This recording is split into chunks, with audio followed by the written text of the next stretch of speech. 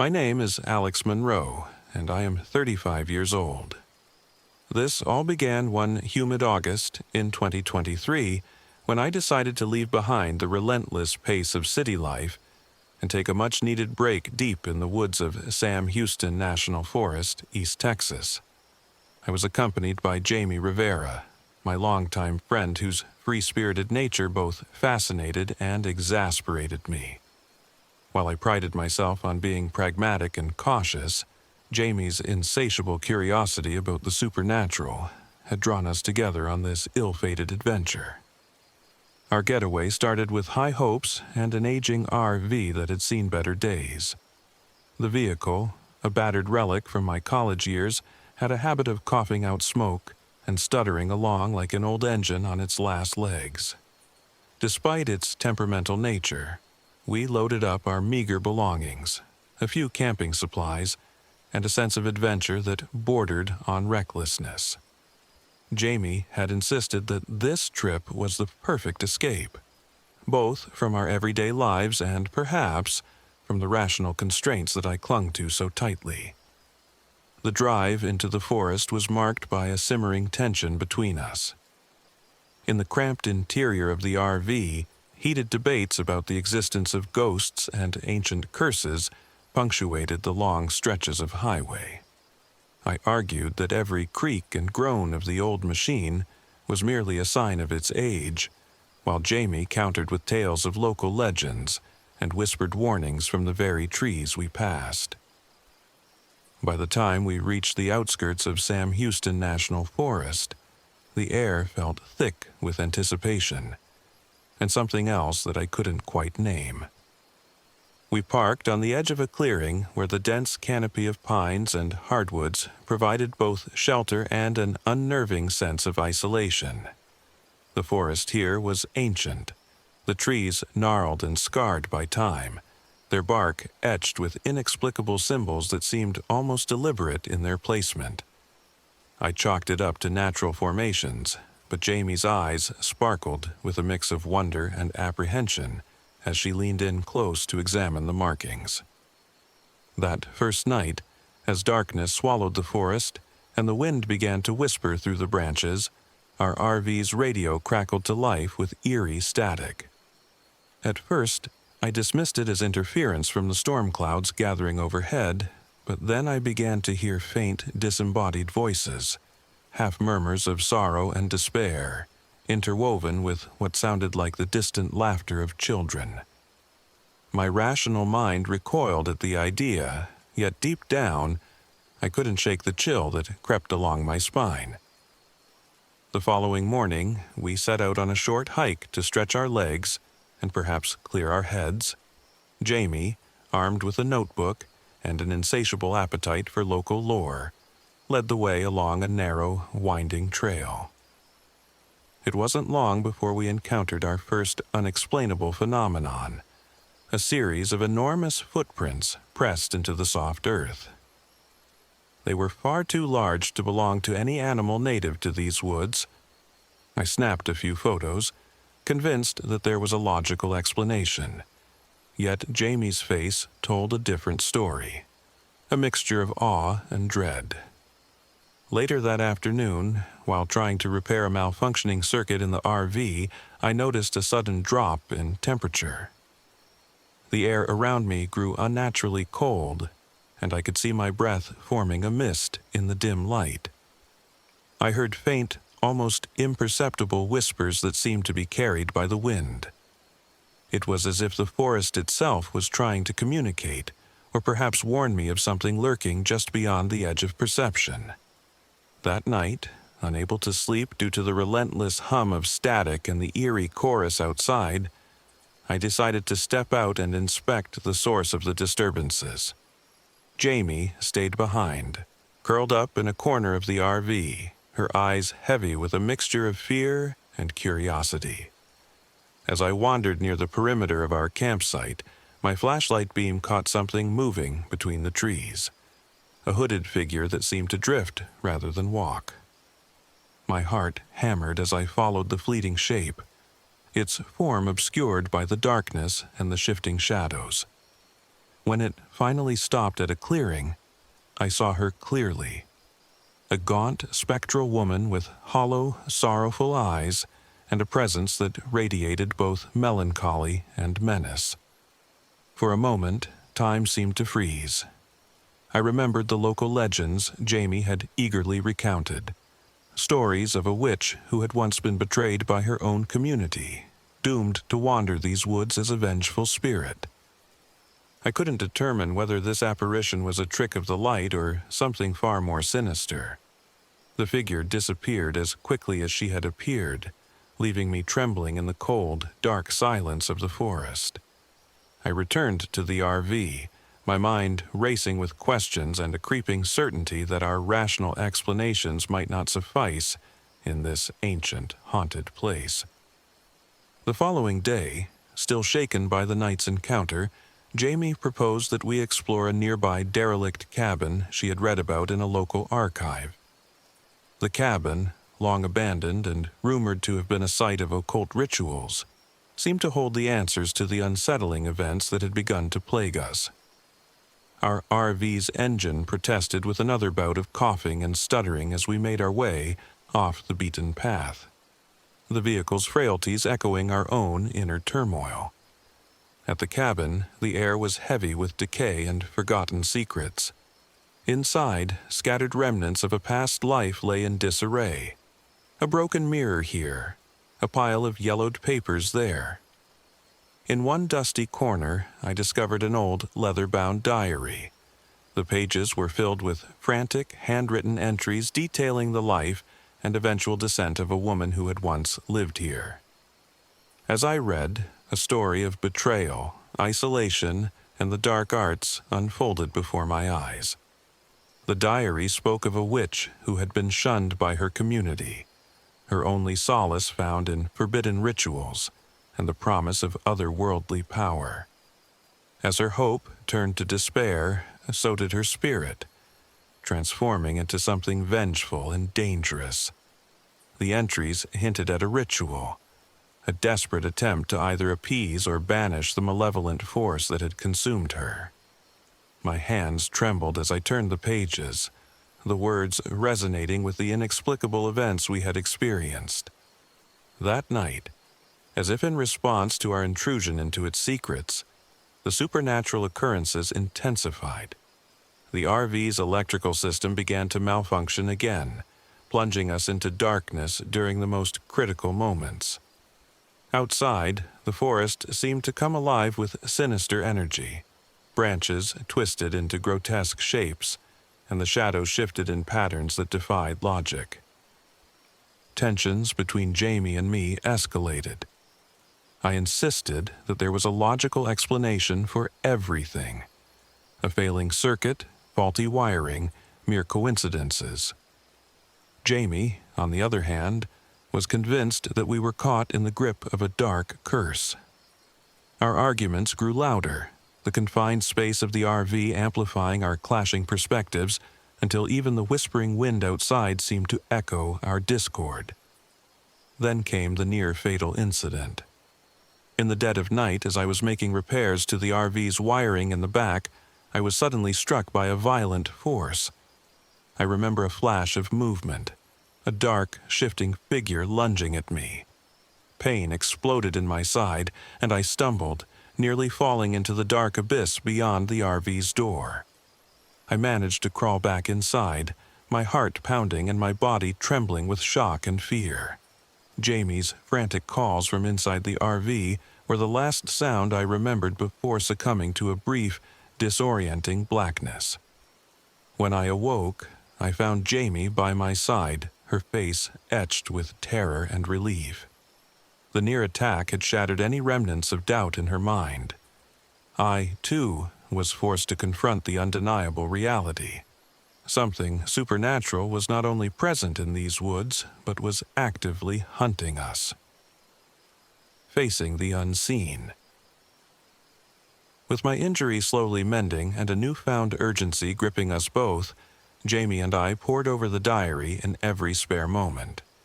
The entries grew increasingly desperate as the witch's malevolence was described not merely as a lingering presence but as an active force, a spirit that stalked and tormented those who dared disturb her resting place. According to the diary, the witch's wrath was not a passive curse. It manifested violently, striking without warning and leaving deep, lasting scars. Armed with this forbidden knowledge, we resolved that our only hope of survival lay in performing the ritual described within those fragile, time-worn pages. The diary outlined the steps needed to confront and, ideally, banish the vengeful spirit. It was a dangerous, last-ditch effort, a ritual that required us to venture deep into the forest, to the very site where the witch had cast her final, damning curse upon herself and the land. Our plan was fraught with uncertainty. We had little in the way of proper equipment, a handful of candles, a few trinkets mentioned in the diary, and our combined will to survive. Yet, as the nights grew longer and the forest grew increasingly hostile, we found ourselves with no alternative but to take the risk. We set out under a moonless sky, the darkness so complete it seemed almost tangible. Every step we took along the narrow, overgrown trail was accompanied by the sound of our own anxious breathing and the rustle of unseen creatures in the underbrush. Jamie clutched the diary tightly, her eyes darting nervously from side to side, as if expecting the spectral witch to materialize at any moment. As we reached the clearing described in the diary, the atmosphere shifted palpably. The air was heavy with an oppressive energy, and the ancient trees loomed overhead like silent sentinels. In the center of the clearing lay a circle of weathered stones, their surfaces etched with symbols that matched those we had seen near our campsite. This was the place where the witch's curse had been born, a nexus of dark energy that had festered over the years. We arranged the items as instructed in the diary, candles placed at specific points around the circle, a handful of herbs gathered from the forest floor, and a small mirror that I had found in the ruins of the cabin. Every movement was deliberate, every word recited with trembling determination. I could feel the weight of ancient eyes upon us, and the forest seemed to hold its breath as we began the incantation. The ritual's words, though archaic and nearly incomprehensible, resonated with a power that transcended time.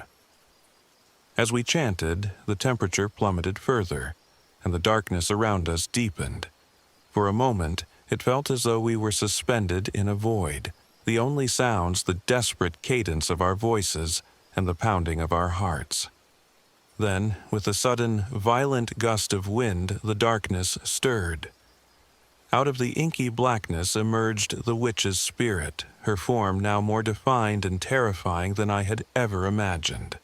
Her eyes glowed with an unnatural light, and her features twisted in an expression of pure malice. She circled the stone platform, her presence an assault on our senses. I felt an icy grip of dread tighten around my chest as she spoke, not in words, but in a language that bypassed my ears and seared itself into my soul. The air crackled with energy, and for a terrifying moment, it seemed as if the very fabric of reality was unraveling before our eyes. The confrontation that followed was a blur of fear and adrenaline. The witch's spirit lashed out with a ferocity that defied comprehension. Objects were hurled through the air by an unseen force, and the ground trembled beneath our feet. Jamie's voice rang out, equal parts determination and terror, as she urged me to continue the ritual even as the supernatural onslaught threatened to overwhelm us. I could feel the raw power of the entity bearing down on us. In one heart-stopping instant, the spirit surged forward, and I was forced to brace myself as an invisible force struck me again. Pain exploded through my body, but amidst the agony, I found clarity. I repeated the incantation with every ounce of strength left in me, determined to bind the spirit and force her to retreat. The struggle seemed to stretch on for an eternity, a battle of wills between our mortal determination and an ancient, malevolent force. The forest around us became a maelstrom of shadow and light, of hope and despair. Jamie, despite her own terror, held the mirror aloft as instructed, her eyes locked on the swirling darkness as if challenging it to defy her. In that final, desperate moment, something shifted. The relentless barrage of dark energy began to falter, as if the very act of our combined resistance was sapping the witch's strength. With one final, blood-curdling wail, the spirit recoiled. The oppressive darkness receded, and the forest fell silent once more, leaving us trembling in the eerie aftermath of the confrontation. In the eerie calm that followed, the only sound was our ragged breathing and the distant call of a night bird. My body throbbed with pain, evidence of the violence we had just endured, but a cautious hope stirred within me. We had succeeded in forcing the witch's spirit to retreat, if only for now. Jamie's eyes were wide with a mix of disbelief and relief as she approached me, her hands shaking as she checked my wounds.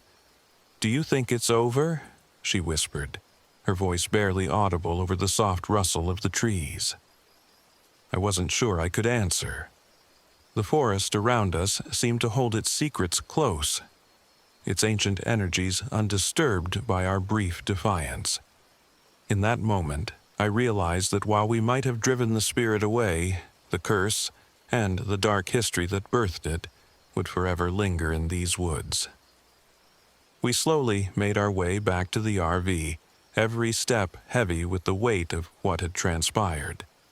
The journey felt surreal, a mix of exhaustion, pain, and a profound understanding that we had touched something far beyond our control. The old RV, with its creaks and groans, now seemed like a fragile haven in a world that had suddenly become inexplicably dangerous.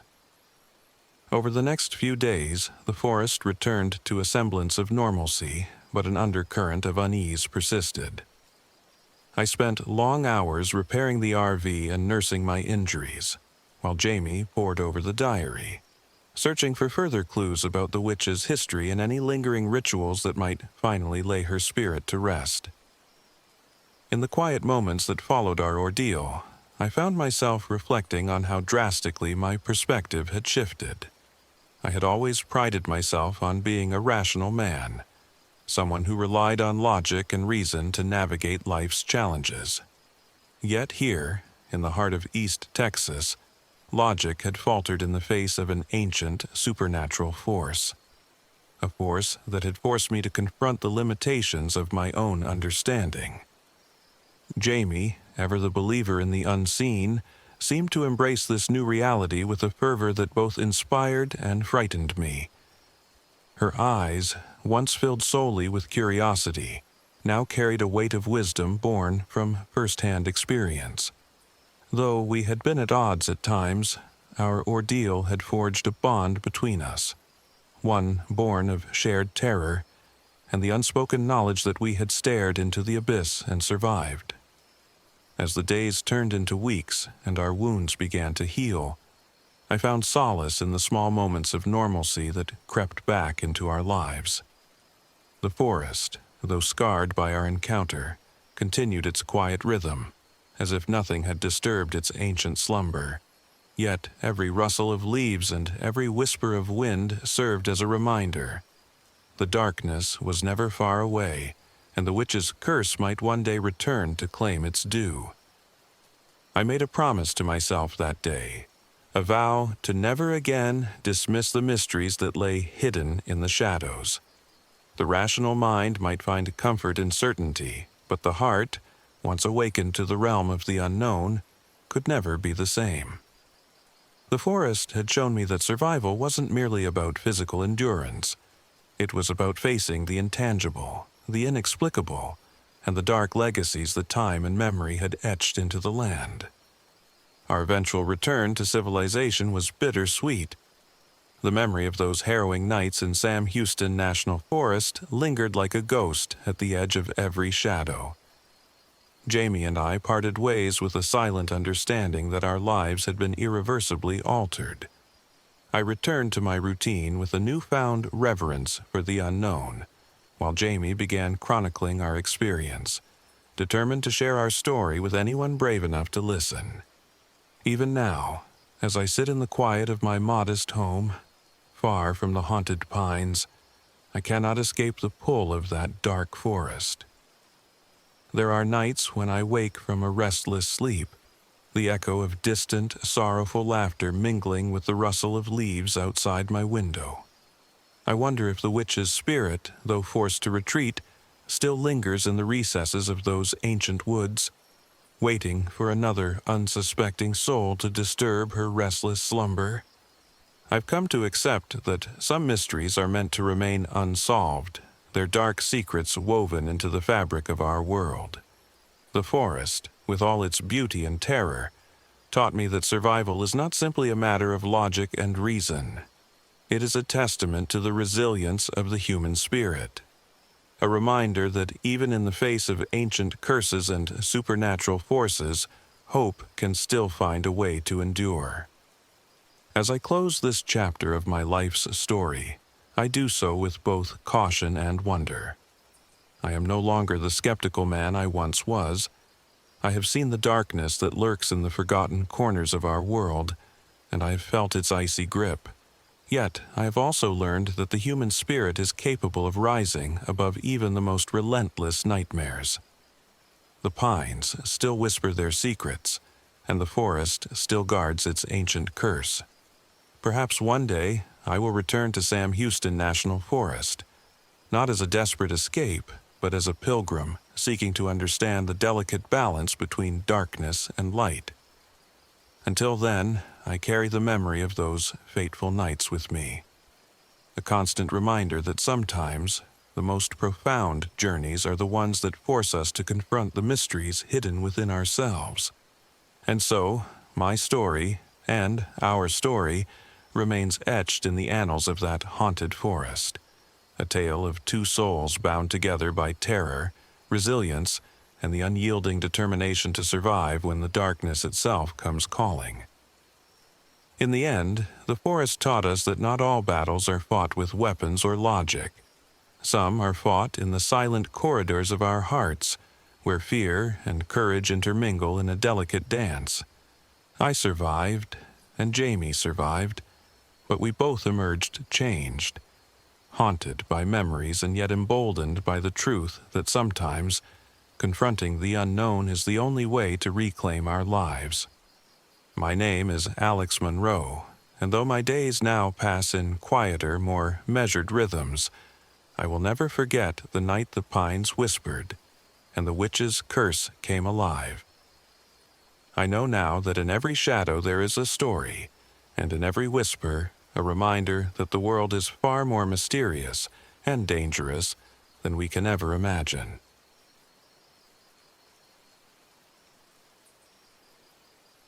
My name is Lila Thompson, and I am 29 years old. This happened in the fall of 2022, when I decided to escape the suffocating memories of a past that I could no longer ignore. I loaded up my vintage RV, a battered but trusty relic from a simpler time, and set off for the endless highways of West Texas, seeking solace, answers, and perhaps a measure of closure for the mystery that had haunted me for years. The journey began with a bittersweet mix of hope and dread. As I drove down long, lonely roads under a vast, cloudless sky, memories of loss and regret danced at the edges of my mind. My missing friend, a once bright soul whose disappearance had shattered my world, had long been the source of my inner turmoil. I needed to understand the truth behind that tragedy, even if it meant confronting secrets that had been buried deep in the past. The open roads, stretching out like dark ribbons through the barren desert, seemed to promise both freedom and isolation. I enjoyed the solitude at first, the quiet hum of the engine, the whisper of the wind, and the endless expanse of the Texas plains. But as dusk settled and the temperature began to drop, my RV, which had served me well for months, suddenly sputtered, coughed, and finally gave up the ghost on a deserted stretch of highway. No nearby town, no passing car, just endless asphalt and the ominous silence of the desert. An unexpected breakdown and the ghost town. With no cell service and my RV now rendered nearly immobile, I was forced to seek refuge somewhere. After a long, uncertain drive, I spotted the crumbling silhouette of an old ghost town emerging from the distance.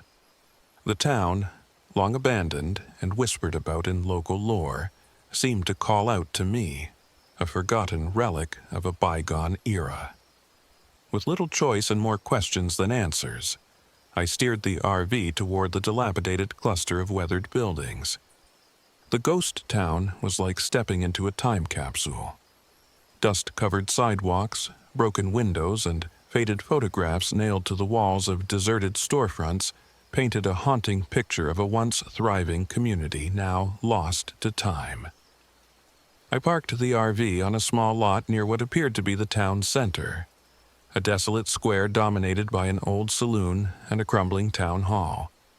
The silence was palpable, and a sense of melancholy hung over everything, as if the very souls of the past were lingering in the shadows. Before settling in for the night, I turned on the RV's old radio, hoping for a familiar sound, or at least some company in the static. Instead, the device sputtered to life with eerie bursts of white noise and intermittent, cryptic voices, murmurs that seemed to echo the long-forgotten conversations of those who once called this place home. The voices were low and indistinct, sometimes punctuated by what sounded like desperate pleas or mournful sighs. I couldn't tell if it was simply interference or something more, a remnant of the town's troubled history, perhaps. The next morning, determined to salvage some information from this ghost town, I grabbed my backpack and set out to explore on foot. The buildings, though crumbling, still held vestiges of life. A faded sign on the saloon proclaiming "Last Call," rusted tin cans scattered in the wind, and broken picture frames featuring stern faces of townsfolk I'd never known. The further I walked, the heavier the atmosphere became, as if each step stirred up ghosts of memories best left undisturbed. In the center of town, I discovered a small building that once might have been a general store. Inside, amid scattered relics and dust-covered shelves, I found a box of old newspapers. Their yellowed pages told stories of prosperity and sudden despair. One article in particular caught my eye. It detailed the mysterious disappearance of an entire family decades ago. The family's name was unfamiliar, yet as I read the piece I couldn't shake the eerie familiarity of the details. There were photographs, clippings, and handwritten notes scribbled in the margins. I carefully tucked a few of the clippings into my bag, my heart pounding with the realization that this tragedy might be intertwined with the mystery that had tormented me for so long. As I wandered the deserted streets, the RV's radio continued to provide a haunting soundtrack. Static would sometimes give way to snippets of conversations, overlapping voices that discussed loss, secrets, and warnings. The voices were never clear enough to understand, yet their presence was enough to send chills down my spine. I couldn't help but wonder, were these voices echoes of the past, or was something, or someone, still here, watching and waiting? Late in the afternoon, as I made my way to the outskirts of the town, I encountered a figure that seemed as out of place as I did. He was an older man, his face weathered by time and hardship, and his eyes shadowed by sorrow. He sat on a creaking wooden bench outside a dilapidated building, seemingly waiting for something or someone. His presence was both unsettling and oddly comforting, as if he carried the weight of the town's secrets. "Are you looking for answers?" he asked in a low, gravelly voice, his gaze piercing through the waning light. I hesitated before replying, unsure whether to trust this stranger. "Maybe," I said cautiously. I've come here to find some closure. I lost someone important, and I think the truth might be hidden in these old stories." The man nodded slowly, his eyes never leaving mine. "Sometimes the past has a way of catching up with us," he murmured. "This town, it holds more than just memories. There are things best left forgotten." He paused, then added, "Be careful with what you seek, miss. Not all secrets are meant to be uncovered." His cryptic words echoed in my mind long after our brief conversation. Who was he? Was he simply a local trying to protect the sanctity of a place filled with painful memories, or did he know something more sinister about the events that had led to the town's abandonment? Haunting visions and unsettled memories. That night, back at the RV, sleep proved elusive. The desert air was cool and still, but inside my mind, memories swirled like a tempest. I lay in the cramped bed, haunted by visions of my missing friend, the laughter we once shared, the moments of joy now twisted into a relentless, gnawing sorrow. I began to question whether the isolation was playing tricks on me, distorting my memories, or if the ghost town itself was somehow seeping into my consciousness. Around midnight, I awoke to a faint sound, like a whisper carried on the wind. I sat up, straining to listen, and for a fleeting moment I thought I heard a familiar voice calling my name. I bolted upright, heart hammering in my chest, only to find that the RV was once again filled with silence and the persistent static of the radio. Had it been a dream? Or was it something else? A message from the past, or perhaps a warning of what was to come? Unable to shake the feeling that I was being watched, I decided to explore the town once more the following morning. My steps took me to a narrow alley lined with peeling posters and broken signs. It was there, in a forgotten corner of the ghost town, that I found an old diary. Its cover was cracked and faded, and the pages inside were filled with delicate, looping handwriting. As I flipped through the entries, I discovered that the diary belonged to a young woman who had lived in the town during its final days, a woman whose life had been marked by tragedy and loss. The entries spoke of forbidden love, family secrets, and a deep, unyielding sorrow that had haunted her until the very end. One entry in particular stood out. It described a fateful night when a series of strange events had unfolded in the town. Unexplained noises, sudden power outages, and a pervasive sense of dread that had driven the townsfolk to the brink of madness. The diary ended abruptly, as if the writer had been forced to flee or had met a tragic fate. I felt a shiver run down my spine. Could this diary hold the key to understanding not only the ghost town's tragic past, but also the mystery of my missing friend? The similarities were too uncanny to ignore. Internal conflict and rising tension. Days passed, and I found myself increasingly entangled in the ghost town's dark web of secrets. Every attempt to repair the RV was met with inexplicable setbacks. A stubborn engine that refused to start, broken wiring that malfunctioned inexplicably, and tools that seemed to vanish when I needed them most. It was as if the town itself was conspiring to keep me here, both physically and emotionally trapped in its haunted embrace. The isolation began to weigh heavily on me. I found myself torn between the rational part of my mind, which insisted that these were merely coincidences, and the deeper, more intuitive part that felt the undeniable presence of something supernatural. The boundaries between memory and reality blurred with each passing day. I started to experience flashbacks, vivid, disjointed images of happier times with my friend, interspersed with jarring scenes of sorrow and violence that I could not place. Were these memories, or were they manifestations of the town's dark history seeping into my consciousness? The local man I had met, the enigmatic stranger, appeared sporadically, always watching from a distance or offering cryptic advice at the most unexpected moments. His warnings grew more urgent with each encounter. One evening, as I was scribbling notes in the margins of the diary I had found, he appeared on the threshold of the crumbling general store. "You're digging too deep," he said, his voice barely a whisper. Some wounds are meant to remain closed. I wanted to ask him more, to probe the depths of his knowledge, but before I could speak he vanished into the gathering dusk. Then came the subtle threats. A handwritten note, carelessly tucked under my door, read, "Stop looking. Some secrets are buried for a reason." My phone, which had miraculously regained a signal earlier that day, rang once in the dead of night. A single distorted voice repeating my name in a tone that was both pleading and ominous. I couldn't tell if these were the desperate warnings of a protective local, or the machinations of a hidden faction determined to keep the ghost town's history concealed. The tension inside me reached a fever pitch. Every shadow, every creak of the floorboard seemed laden with intent. Determined to finally uncover the truth, I resolved to confront the heart of the ghost town's mystery.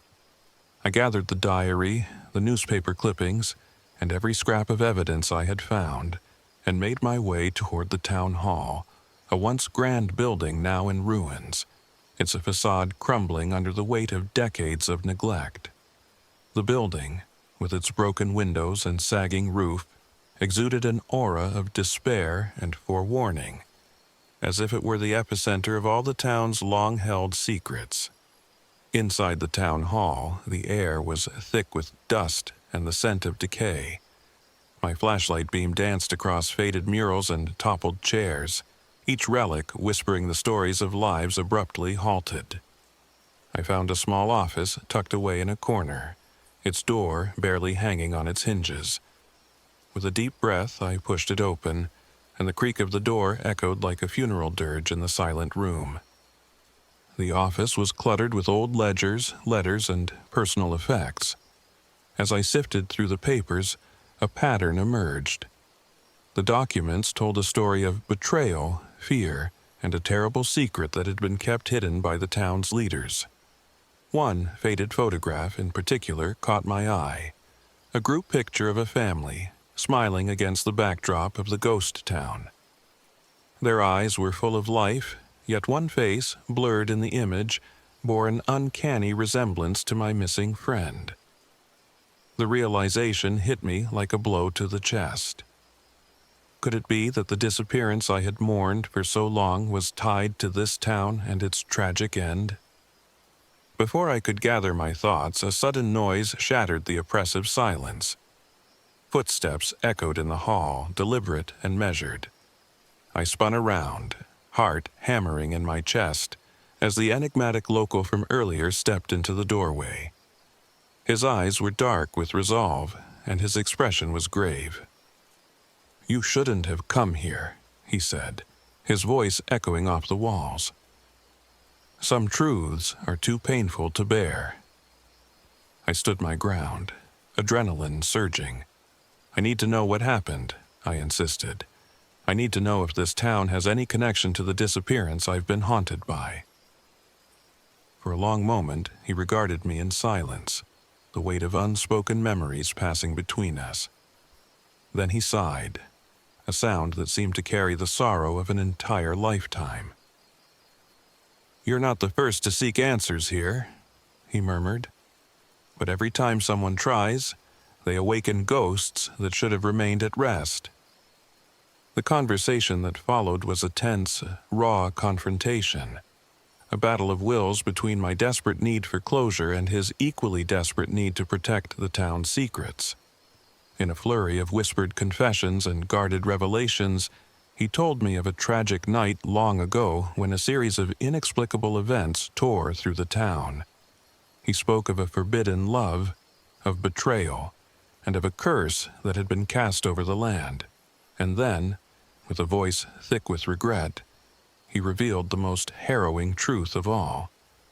My missing friend, the one I had long mourned, was connected to the family in that photograph. In a moment of bitter passion and misguided hope, She had become entangled in the town's doomed fate, a fate that had ended in a mysterious disappearance, leaving behind only shattered lives and unanswered questions. The revelation rocked me to my core. Emotions I had long buried, anger, sorrow, regret, erupted in a torrent of tears and raw pain. I had spent years running from the past, trying to escape the painful memories of loss, only to find that the truth had been waiting for me in this forsaken town. The enigmatic local's eyes, full of sorrow and resignation, met mine as if silently urging me to let go of the past and accept the truth, no matter how bitter it might be.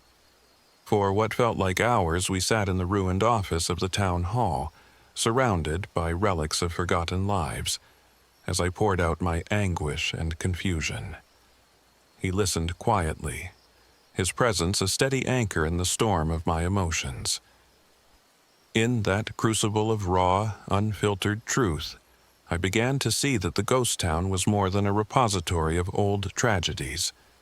It was a mirror reflecting the scars of those who had suffered, including myself.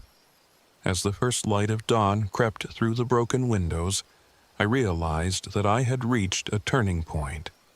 The ghost town's grip on me had loosened, replaced by a painful but necessary clarity. I understood that healing would not come from hiding away or denying the past, but from facing it head-on, acknowledging the pain and learning to live with it. With a heavy heart but a newfound resolve, I gathered the remnants of the evidence, the diary, the clippings, and the photograph that linked my missing friend to this long-forgotten tragedy. I thanked the enigmatic local for his reluctant help, and with one final, lingering look at the town hall, I stepped back into the cool morning air. Resolution and lingering shadows.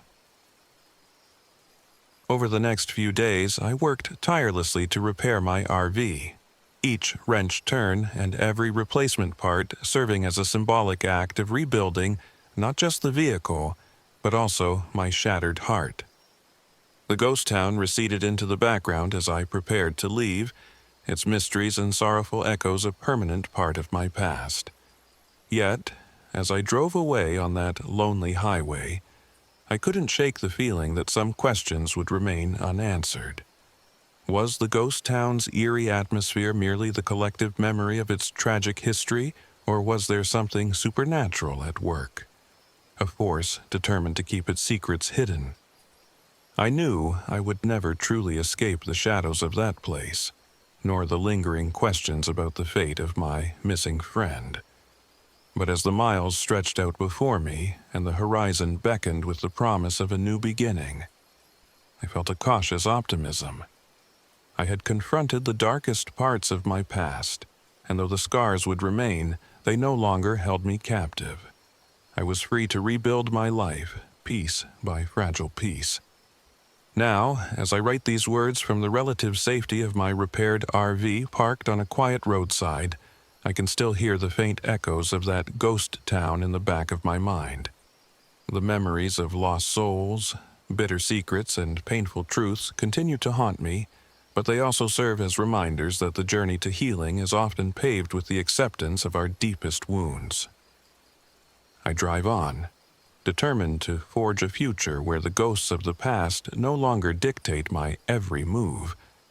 Yet, every so often, when the wind rustles through the desert brush or the radio crackles to life with inexplicable voices, I pause and remember the ghost town, a silent testament to the power of memory, the inevitability of truth, and the resilience of the human spirit. My name is Lila Thompson, and though I am 29 years old, the events of that fateful journey have aged my soul in ways I never imagined. The desert taught me that sometimes the road to self-discovery is as lonely and treacherous as the forgotten highways of West Texas.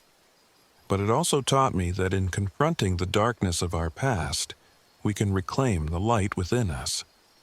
I still carry the photograph of the family, a reminder of both tragedy and connection, and the diary remains tucked away in a box, a silent guardian of secrets that helped me piece together a part of my history. The enigmatic local, whose warnings once filled me with dread, now serves as a symbol of the sacrifices made to protect those buried memories. And while I may never have all the answers, I have found a measure of peace in knowing that some mysteries, however painful, are a necessary part of our journey toward healing. Every time I pass a deserted stretch of road or catch a glimpse of a ghostly figure in the rearview mirror, I am reminded that the past is never truly behind us. It lingers like the fading notes of an old song, a bittersweet melody that both haunts and heals. And so, as I continue down the long winding highways of life, I do so with the knowledge that even in the darkest of places, there is a path to redemption, and every end is merely the beginning of a new chapter. In the end, my time in that ghost town was not just a journey into a forgotten place, but a journey into the depths of my own heart, a confrontation with the grief, regret, and unresolved mysteries that had long tormented me. I emerged forever changed, scarred but stronger, with a newfound understanding that sometimes embracing the past is the only way to move forward. I drive on, leaving behind the shadows on the forgotten highway, but carrying with me the lessons learned among the ruins of lost souls and hidden truths. And as the sun sets over the vast Texas horizon, I know that though the road ahead remains uncertain, I am no longer afraid of what lies in the darkness, because I have seen the light within, and that light will guide me home.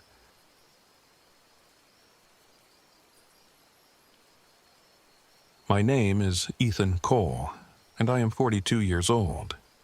This happened in the summer of 2021, a time when the relentless glare of the West Texas sun and the endless, barren highways seemed to mirror the emptiness I felt inside. I was on a journey not just to escape the ghosts of my past, but to find something I'd lost along the way, a spark of redemption and the promise of a new beginning. I had spent years chasing wealth and excitement as a treasure hunter, only to have greed leave me broken and alone. Now I roamed the desert in my weathered RV, following whispers of a fabled place known as the Lost Oasis. I remember the day I left like it was etched in my mind. My RV, a relic of better days with its faded blue paint and rattling engine, was both my sanctuary and my prison. As I pulled out of the parking lot, the dry wind of West Texas hit my face, carrying with it the promise of unknown wonders and the weight of my regrets. I was determined to leave my past behind and embrace the solitude of the desert. The open road beckoned, and I welcomed the chance to finally confront the demons I'd long ignored. For weeks, I drove along desolate highways that seemed to stretch into infinity. The endless plains, dotted with scrub brush and distant mesas, were a study in isolation. At night, under a canopy of countless stars, I'd sit on the hood of the RV and let the cool desert air soothe my troubled mind. I would sometimes catch my reflection in the moonlit windshield, a weary man with sunburned skin and eyes that had seen too much, and wonder if I was truly ready for what lay ahead. One scorching afternoon, while navigating a particularly lonely stretch of highway, the RV began to shudder and cough like an ailing beast. The engine sputtered, and soon the familiar hum of the motor fell silent. I pulled over to the side of the road, the silence around me almost as deafening as the pounding of my heart. With no cell service and the nearest town miles away, I knew I'd have to make do. I stepped out into the blazing heat, tools in hand, determined to fix the problem. As I knelt beside the engine, my eyes caught a glimpse of an old, rusted road sign barely visible in the distance. It read, "Forgotten Oasis."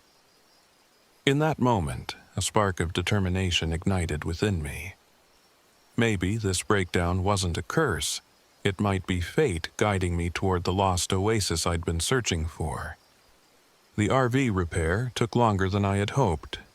I spent a full day tinkering with the engine under the relentless sun, my hands blistering and my resolve tested by the unforgiving environment. Finally, as dusk began to settle over the desert, I managed to get the engine churning once more. With a deep sigh of relief, I resumed my journey, following the faded sign that pointed toward something called the Forgotten Oasis. The desert, however, had other plans. As I drove on, the landscape became increasingly surreal. The horizon shimmered with heat, and mirages danced on the edge of my vision. I encountered sudden sandstorms that whipped up the dust, turning the world into a blur of orange and red.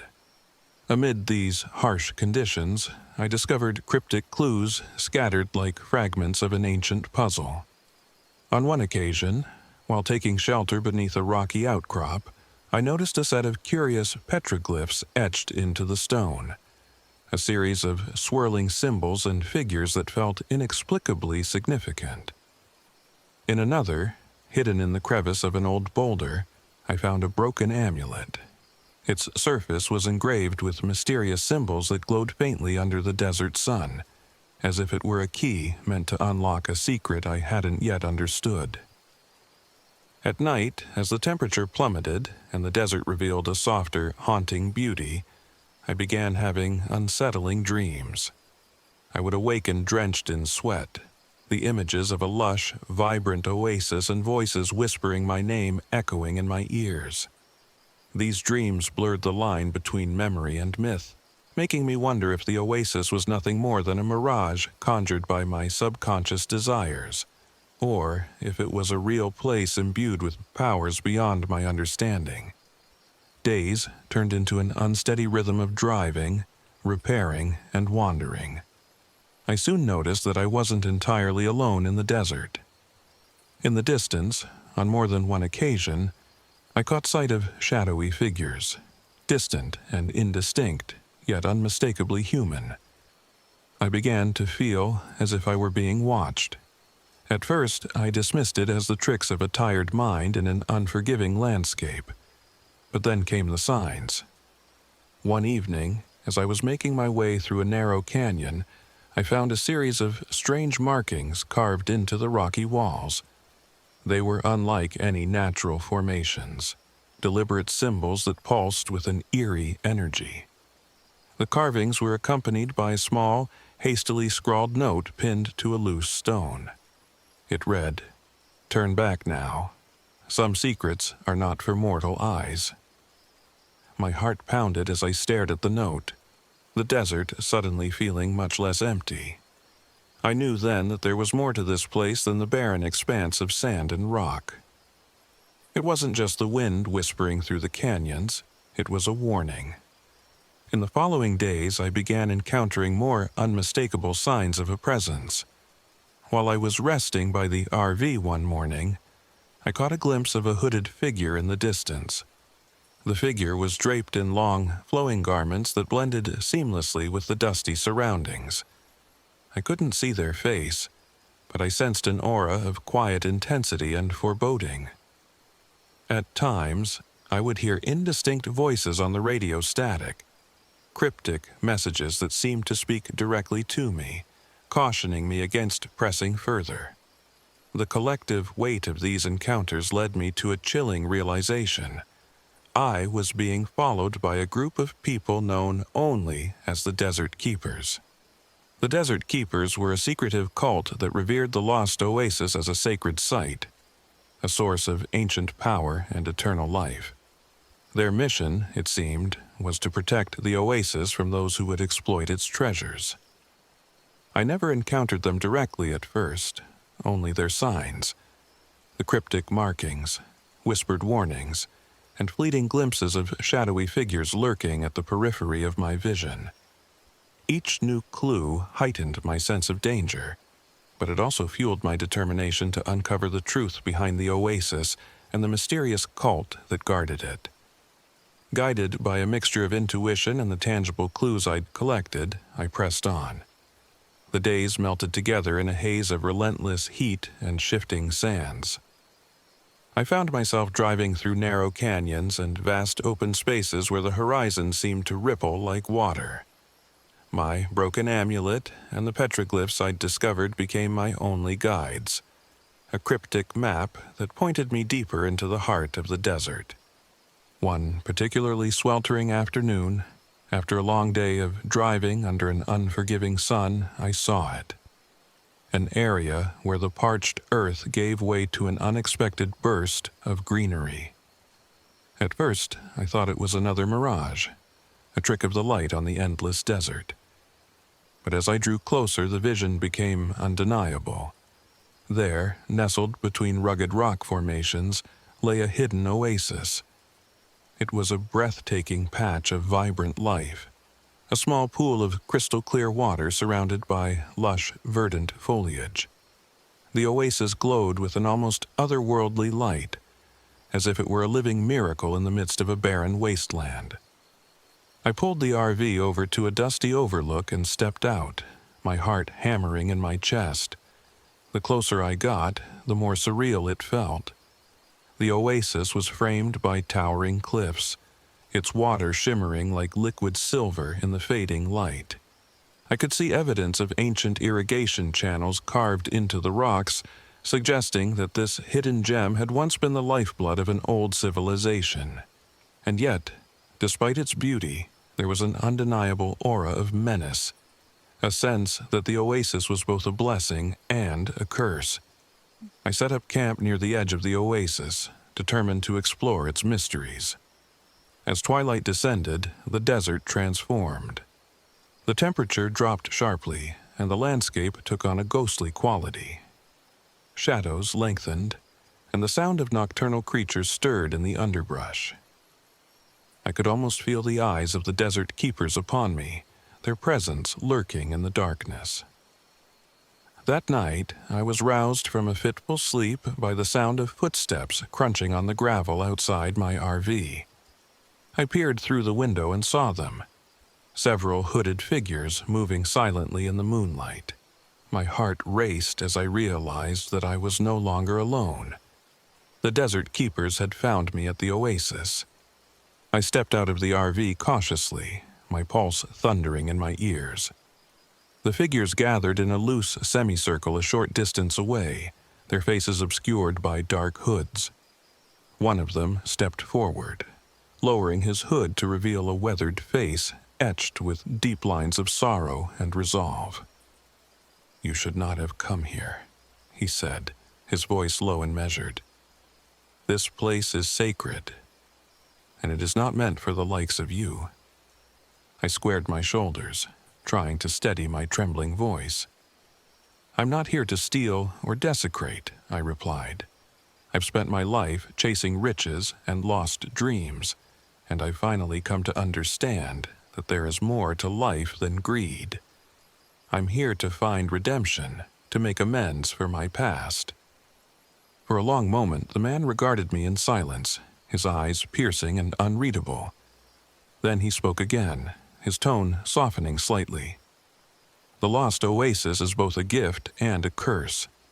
Many have sought its power, and few have left unscathed. To claim its treasure is to risk being consumed by the very greed you wish to atone for." I felt a chill run down my spine, not from the desert's cold night air, but from the gravity of his words.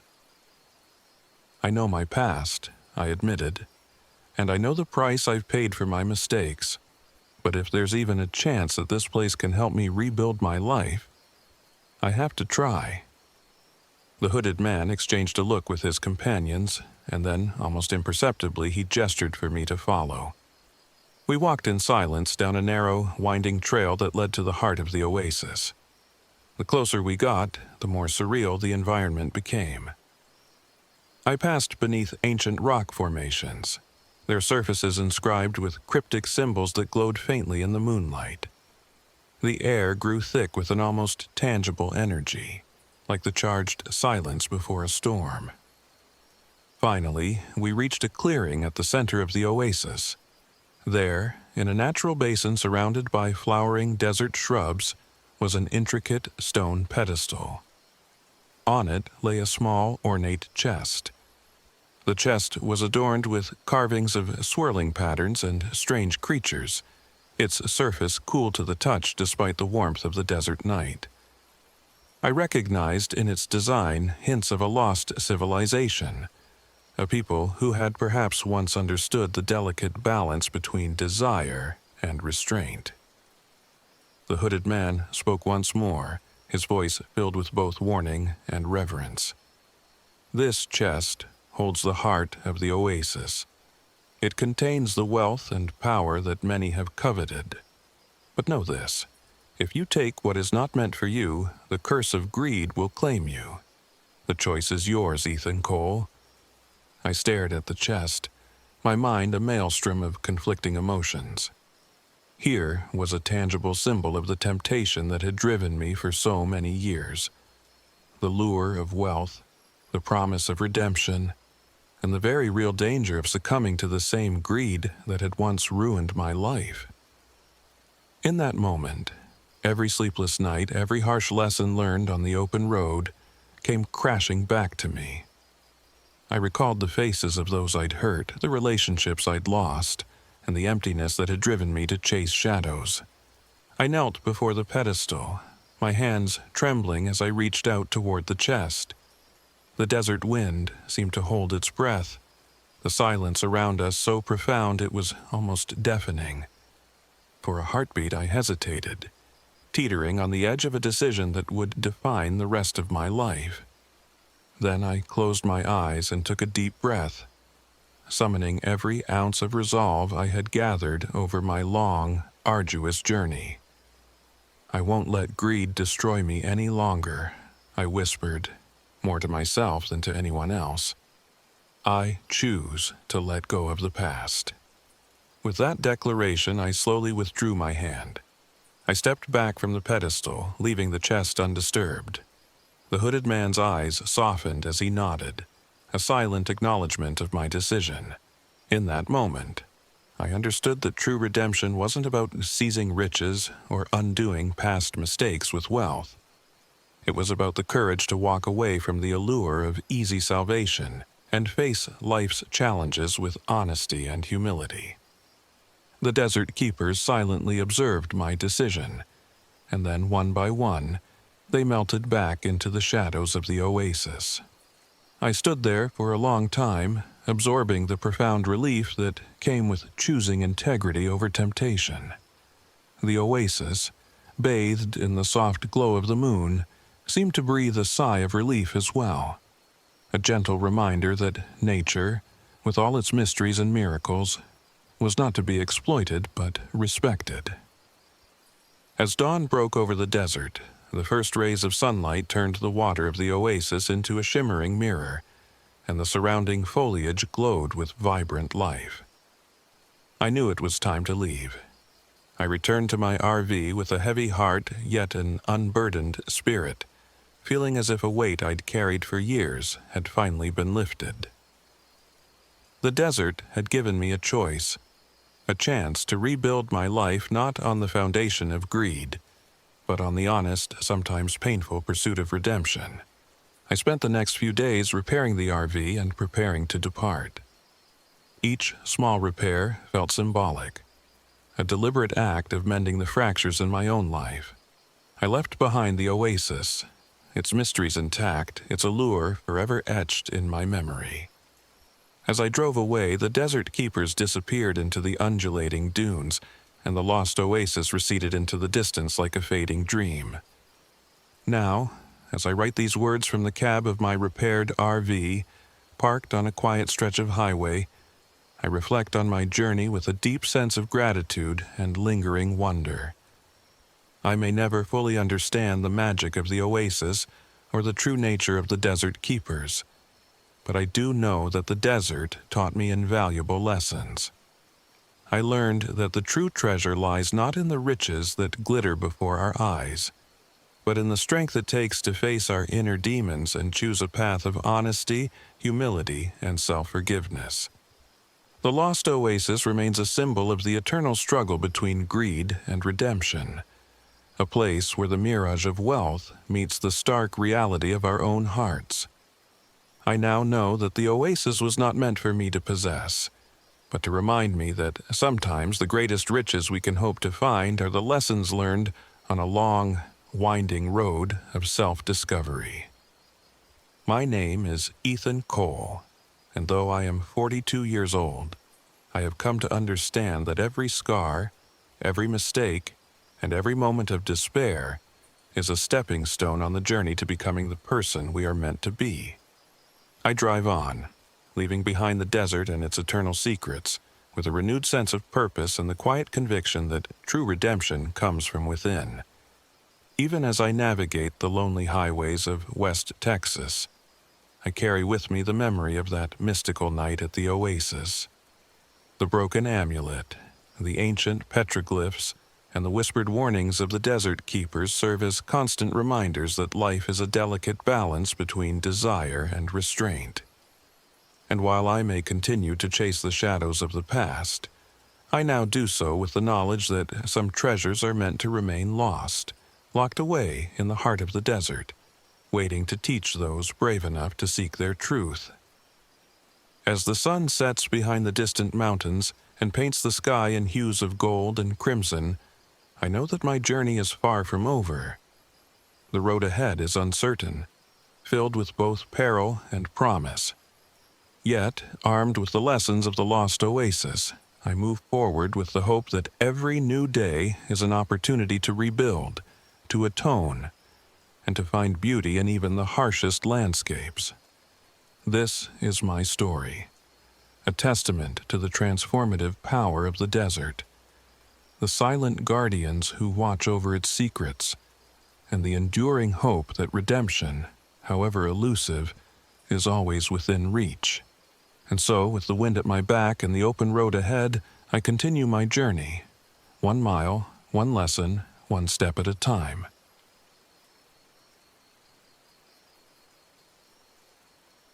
My name is Dr. Adrian Mercer, and I am 45 years old.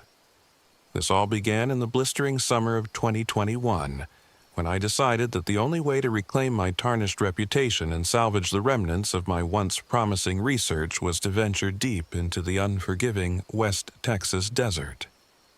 I loaded up my weathered RV, a creaking, faded relic that had seen better days, and set off along the lonely highways with a single, burning purpose: to uncover the truth behind the atmospheric anomalies I had dedicated my life to studying, and to prove that my theories were not the delusions of a disgraced scientist, but a warning about the dangerous experiments being conducted in secret. The desert welcomed me with a searing heat and an endless expanse of sand and sky.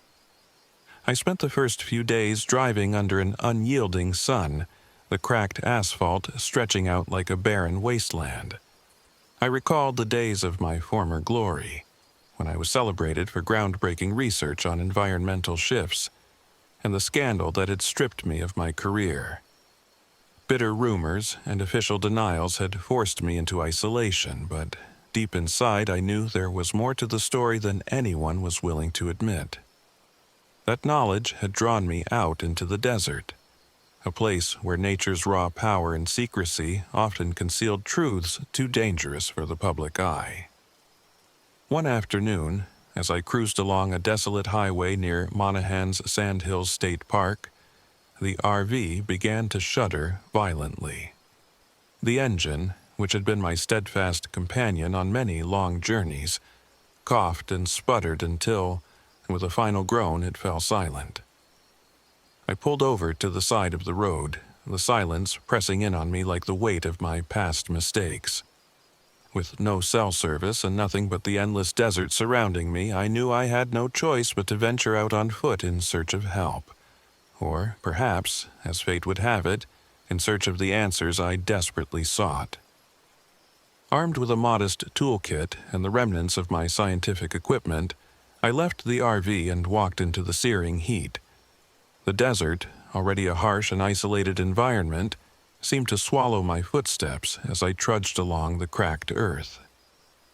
My mind raced with possibilities. Had this mechanical failure been mere chance, or was it a deliberate act meant to strand me here, away from prying eyes? I dismissed the thought as paranoia, until I noticed something unusual half buried in the sand. A rusted sign, its faded letters barely legible, pointing toward an old military outpost. The sign read simply, Corpus Ex-Military Facility, 1968. My pulse quickened. It was not uncommon for remnants of Cold War experiments to be scattered across this region, but I had long suspected that some secrets had been buried deeper than public records would allow. I made my way toward the outpost, my mind alight with the thrill of discovery. As I approached, I found that the facility was little more than a collection of dilapidated buildings and rusted equipment, half swallowed by the relentless desert. Among the crumbling concrete and overgrown weeds, I discovered a collection of scattered documents, faded warning signs, and broken pieces of machinery that bore serial numbers I recognized from my old research files. There, amid the debris, lay a small metal box containing several pages of handwritten notes and a data log printed on thermal paper. I recognized the distinctive handwriting. It was my own from years before the scandal. These notes referenced atmospheric anomalies, experiments that supposedly manipulated local weather patterns, and something about Project Zephyr. My heart pounded as I realized that this facility, long abandoned and hidden from public view, might have been the epicenter of the very phenomena I had been investigating. My initial excitement was tempered by a creeping sense of dread. As I carefully gathered the papers and photographed the remnants with my phone, I noticed that some of the documents were partially burned, as if someone had tried to destroy them in haste. One piece of paper, its edges singed, contained what appeared to be an encrypted message, a series of alphanumeric codes and symbols that I could only assume were meant to be decoded by someone with my background. Clutching these fragments of evidence, I resolved to take them back to my RV and study them in detail. I couldn't shake the feeling that I was on the cusp of uncovering something monumental, something that powerful forces would kill to keep hidden. Back at my RV, as dusk began to cloak the desert in deep purples and blues, I sat at a small portable table with a battered laptop and a stack of my newly acquired documents. The silence of the desert night was punctuated only by the distant howl of the wind and the occasional rustle of dry brush. I began to piece together the clues, cross-referencing the notes with my old research files. The encrypted messages were baffling, but as I entered the sequences into a decryption program I had once developed, patterns began to emerge. They referenced specific coordinates, dates, and weather phenomena that I recognized as the anomalies I had long observed but never understood. As I worked, I became aware of an unsettling sensation, a feeling that I was being watched. I glanced out the RV's window into the endless night, and in the faint glow of my laptop screen I thought I saw movement on the horizon. At first, I convinced myself it was merely the tricks of light and shadow playing in the vast emptiness. But a nagging worry took hold. Had someone, or something, noticed my intrusion into this hidden past? The thought made my skin crawl, yet I pressed on, driven by a desperate need for answers. The following morning, as the first rays of sunlight transformed the desert into a shimmering landscape of gold and heat, I discovered fresh tire tracks in the soft sand near the RV. They were deep and fresh, unmistakably made by a heavy vehicle. My stomach sank as I realized that I was not alone. Had my discovery somehow leaked? Was someone monitoring my progress? I found no immediate sign of intrusion into my camp, but the presence of these tracks hinted at a far more sinister development. I carefully collected samples of sand from the tracks and stored them in a small container, wondering if they might provide clues to the identity of whoever or whatever was following me. Over the next few days, I noticed more signs that I was being surveilled. Drones, high-pitched and mechanical in the distance, buzzed overhead at irregular intervals. On one occasion, I intercepted a faint, distorted message on a shortwave radio frequency that bore my name, spoken in an indistinct, monotone voice. "Dr. Mercer, stop digging." My pulse raced as I realized that powerful interests were at work here. Interests that did not want the truth about Project Zephyr to see the light of day. The feeling of isolation, once a solace in the desert's vast openness, now felt like a trap. Every shadow and every gust of wind carried with it the weight of impending danger. I knew I had to act fast. With my RV's engine barely holding together and the specter of corporate mercenaries lurking in the background, I made the difficult decision to leave my temporary camp and follow the coordinates hinted at in the decrypted messages. They pointed toward a remote outcrop near Marfa, where I suspected the core of the secret facility might lie hidden beneath the surface. My heart hammered as I loaded the essential documents, my laptop, and a modest cache of supplies into my RV. I could feel the desert closing in around me as I drove deeper into territory where the boundaries between memory, myth, and modern conspiracy blurred into a single, indistinguishable line. The journey to the outcrop was a harrowing blend of relentless heat by day and bone-chilling cold by night. I drove through shifting sand dunes and over rugged, rocky terrain, the landscape itself a constant reminder of nature's indifference to human ambition. I often found myself stopping to catch my breath and double-check the encrypted coordinates, each confirmation strengthening my resolve. I recalled the days of my academic career when I had been lauded for my research, a stark contrast to the isolation and suspicion that now defined my existence. Every mile I traveled felt like a step away from my past failures and a step closer to redemption. After what felt like an eternity of driving under the punishing Texas sun, I finally reached the coordinates. There, partially concealed by a rocky outcrop and overgrown desert scrub, I found a nondescript metal hatch embedded in the ground. It was unmistakably man-made, a remnant of a hidden underground facility. The hatch was rusted shut, its hinges long since frozen by time, but I could see faint scratches and scuff marks that suggested it had been opened recently. My mind raced with possibilities. Had someone been here before me? Were these the work of the corporate mercenaries determined to silence my discoveries? I parked the RV a safe distance away and approached the hatch on foot. The air was thick with dust and the acrid smell of old machinery.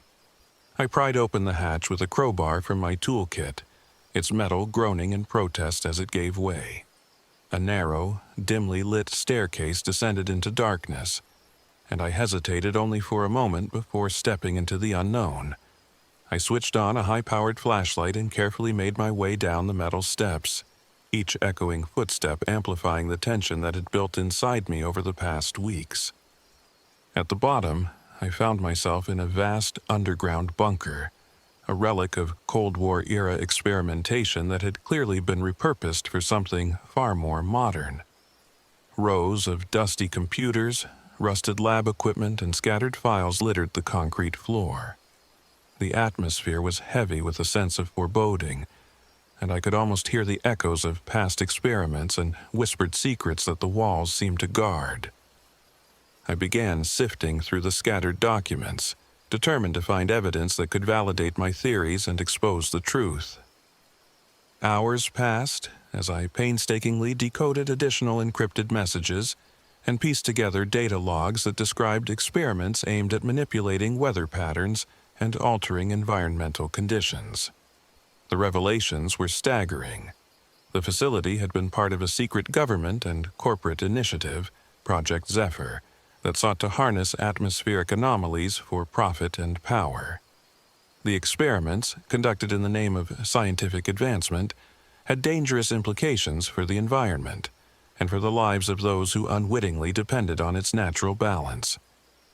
I recorded everything meticulously, my hands trembling with a mix of excitement and horror. Just as I began to feel that I was on the verge of a breakthrough, the sound of heavy footsteps echoed down the corridor. I froze, my heart pounding in my ears. Through a crack in the bunker door, I glimpsed several figures clad in dark tactical gear, their faces obscured by helmets. Corporate mercenaries, no doubt sent by the conglomerate that had financed these experiments, had found me. I quickly hid behind a row of overturned filing cabinets, my mind racing as I tried to think of a plan. The mercenaries moved with a silent, calculated precision. I could hear snippets of their conversation, voices clipped and urgent. They were searching for something, a particular data file, perhaps the final piece of evidence that could expose Project Zephyr. I knew then that I had only a limited window to gather the remaining documents and make my escape. With my pulse racing and adrenaline surging, I retreated deeper into the bunker, navigating a labyrinth of corridors and abandoned labs. Every step was fraught with danger.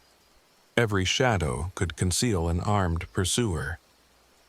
I managed to locate a secure terminal in a small control room that still flickered weakly with life. With trembling fingers, I connected my portable drive and began copying the data files. The process was painstakingly slow, each progress bar inching forward as if mocking my desperation. I listened intently for any sound that might indicate the mercenaries' approach. Time seemed to stretch, every second echoing like an eternity in the confined darkness of the bunker. Then, just as the transfer neared completion, a harsh voice boomed through the corridor outside the control room. "Dr. Mercer, we know you're in there." My heart pounded furiously as I realized that my cover had been blown. With no time to spare, I grabbed the drive, shoved it into my backpack, and bolted out of the control room. I raced through the corridors, the distant sounds of heavy boots and shouted commands spurring me onward. I could almost feel the cold breath of danger on my neck as I sprinted toward the exit. Bursting out of the hatch into the arid night air, I was met by the harsh glare of a full moon over the desert. The mercenaries' vehicles were visible in the distance, their headlights cutting through the darkness as they converged on my position. I knew I couldn't outrun them in the open desert, so I ducked behind a rocky outcrop and crouched low, my breath shallow and rapid. The minutes that followed were a blur of tension and frantic decision-making. I had gathered enough evidence to expose the truth, but if I were caught, all my work and my chance at redemption would be lost. I decided that my only option was to transmit the data immediately. Fumbling with my old satellite phone, I managed to dial a number I had saved from a trusted investigative journalist who had long been critical of corporate malfeasance. The line crackled to life, and in a hushed, urgent tone, I explained the situation, relaying details of Project Zephyr and the location of the facility. The journalist promised to send help and to broadcast the evidence as soon as possible. That promise, however, did nothing to quell the pounding of my heart as I heard the rumble of engines drawing nearer. Realizing that I had only moments to act, I made a dash for the RV.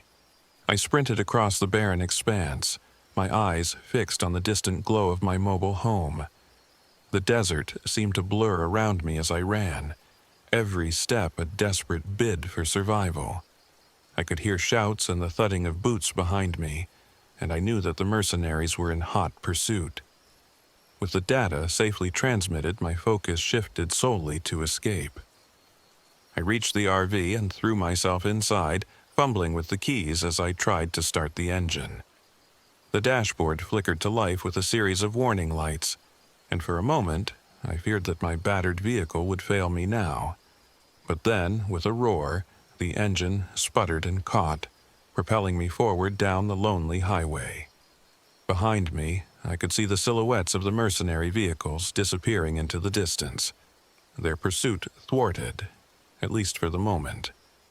As I drove away under the vast, star-studded sky, I allowed myself a moment of relief. The desert, with all its harsh beauty and unforgiving isolation, had tested my resolve in ways I had never imagined.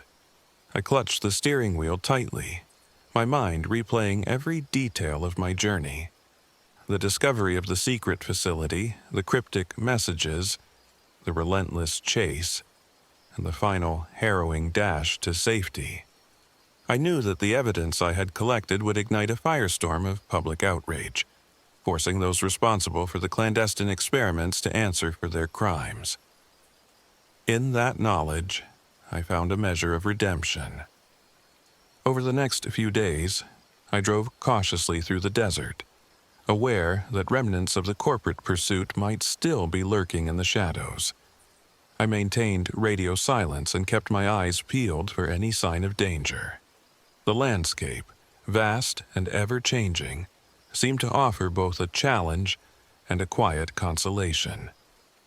Each mile I put between myself and the underground bunker was a step toward reclaiming my dignity and proving that truth, even in the harshest environments, could not be silenced.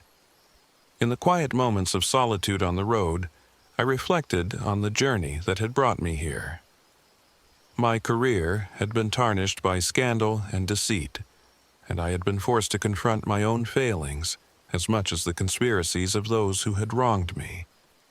Yet, in the arid expanse of the West Texas desert, I had rediscovered a part of myself, a resilience born of isolation, a fierce determination to fight for what was right, and a renewed belief that even the most deeply buried truths could be unearthed by a single determined soul. My data drive and encrypted files now served as a testament to the dark experiments of Project Zephyr, a project that had dared to tamper with nature itself in the pursuit of profit and power. The evidence was out there, transmitted into the hands of those who would use it to hold the culprits accountable. I had risked everything to expose the conspiracy, and in doing so I had begun the slow, painful process of redemption. No longer was I merely the disgraced scientist shunned by the academic community. I had become a reluctant champion of truth, a man who had stared down corporate malfeasance in the heart of the desert and survived.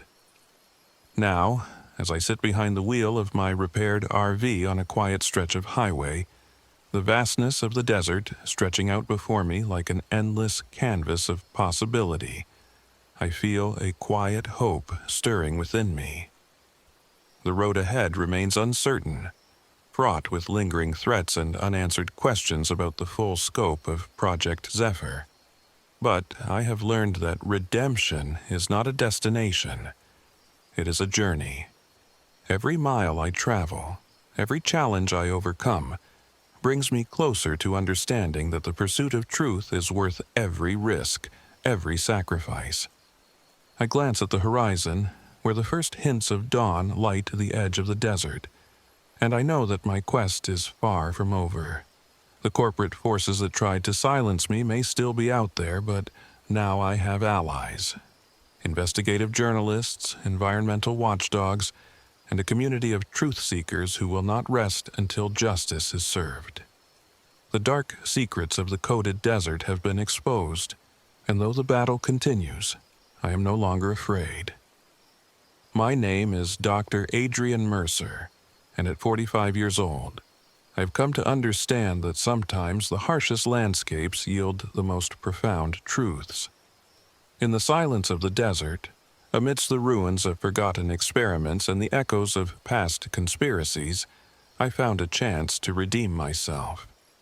I drive on, fueled not by the lure of riches or the desperate need for vindication, but by the quiet determination to ensure that the truth, no matter how deeply it is buried, will eventually see the light of day. This is my story, a journey through a coded desert of secrets, betrayal, and redemption.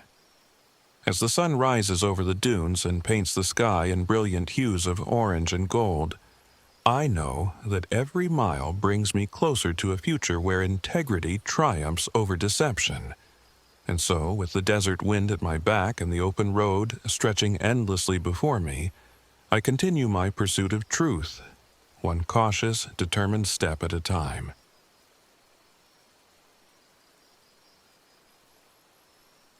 My name is Henry Dawson, and I am 55 years old. This happened in the fall of 2021, a time when the warm Texas evenings and the open roads seemed to carry echoes of a past I thought I had long forgotten. I had spent years away from the stage, my days filled with quiet regrets and dusty memories of a life once defined by music. But after receiving one last mysterious cassette tape from my late mentor, a man whose haunting melodies had once stirred my soul, I knew it was time to reclaim the voice and purpose I'd lost. I loaded my battered RV with everything I could possibly need for a long journey. My trusty acoustic guitar, a stack of old photographs and concert posters, a worn leather journal, and, most importantly, that tape labeled The Last Tune. My mentor's words, interspersed with a melancholic melody on the tape, had spoken of secret locations and clues hidden in the forgotten corners of Texas. A final message, a puzzle that begged to be solved. The promise of answers, and the chance to uncover the truth behind his untimely death stirred something deep inside me. With a heavy heart and a flicker of hope, I set off on the open road. The early days of my journey were filled with nostalgia. I traveled along the back roads of the Texas Hill Country, passing by small towns with faded storefronts and winding streets where time seemed to slow. At every stop, I sought out the relics of musical history.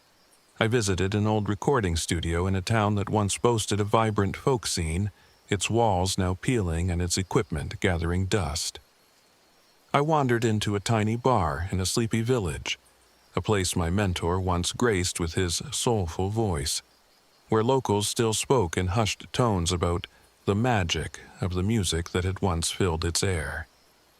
Everywhere I went, I carried my camera and journal, capturing every detail in the hope that these fragments would eventually form the complete picture of what had happened.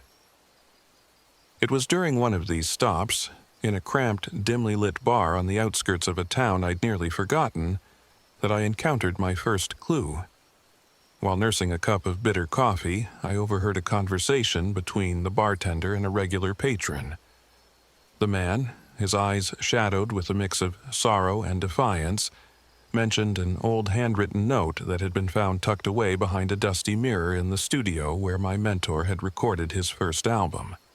The note, he claimed, referenced The Last Tune and hinted at a secret gathering, a place where truth was meant to be revealed. I scribbled down every word. That small snippet of conversation rekindled memories of the nights I spent with my mentor, listening to him speak about music as if it were a living thing, capable of healing, of revealing secrets, of connecting souls. At dusk, back in my RV parked on a quiet roadside, I sat by a flickering lamp and played the tape over and over. The melody was haunting, a slow, mournful tune that seemed to carry the weight of years of regret and hope. Between the notes I caught fragments of a voice reciting cryptic phrases. Seek the stage where shadows sing. Find the key in the silence. Let the final chord unlock the truth. I felt as if my mentor was speaking directly to me, urging me to follow these clues and confront the darkness that had swallowed his life. The next morning, I set off with renewed determination. I drove through vast fields of wildflowers and under skies so vast and blue they seemed to promise endless possibilities. My route, as suggested by the fragmented messages, took me to places I had once known well. The abandoned recording studio in a forgotten town, a dilapidated bus station where local legends whispered of secret performances, and even an old, derelict radio station whose once powerful transmitters now lay silent among rust and decay. At the studio, I found remnants of a time when music flowed freely. Old tapes, yellowed with age, lined a broken shelf. In one corner, I discovered a scrap of paper with a handwritten note in a familiar scrawl, the very same style my mentor used when he was full of passion and promise. It read, "The stage of lost voices awaits. Find me where the silence speaks." My hands trembled as I held the note, the significance of the message echoing in my heart. I snapped photographs of every detail, determined to piece together the clues like a puzzle that would finally reveal the final truth. But as I ventured deeper into my journey, the road grew darker. Not in the sense of nightfall, but in the sense that the clues began to hint at something far more sinister than a mere musical mystery. In a small town near an abandoned radio station, I met a retired record producer who had once worked closely with my mentor. His eyes, though tired, flashed with intensity as he recounted rumors of fierce rivalries and shady dealings within the music industry. He spoke of a bitter feud that had escalated after my mentor's mysterious death. A feud so dark that many believed it had been covered up to protect lucrative interests. "There are secrets in those songs," he warned me. "Secrets that someone doesn't want coming to light."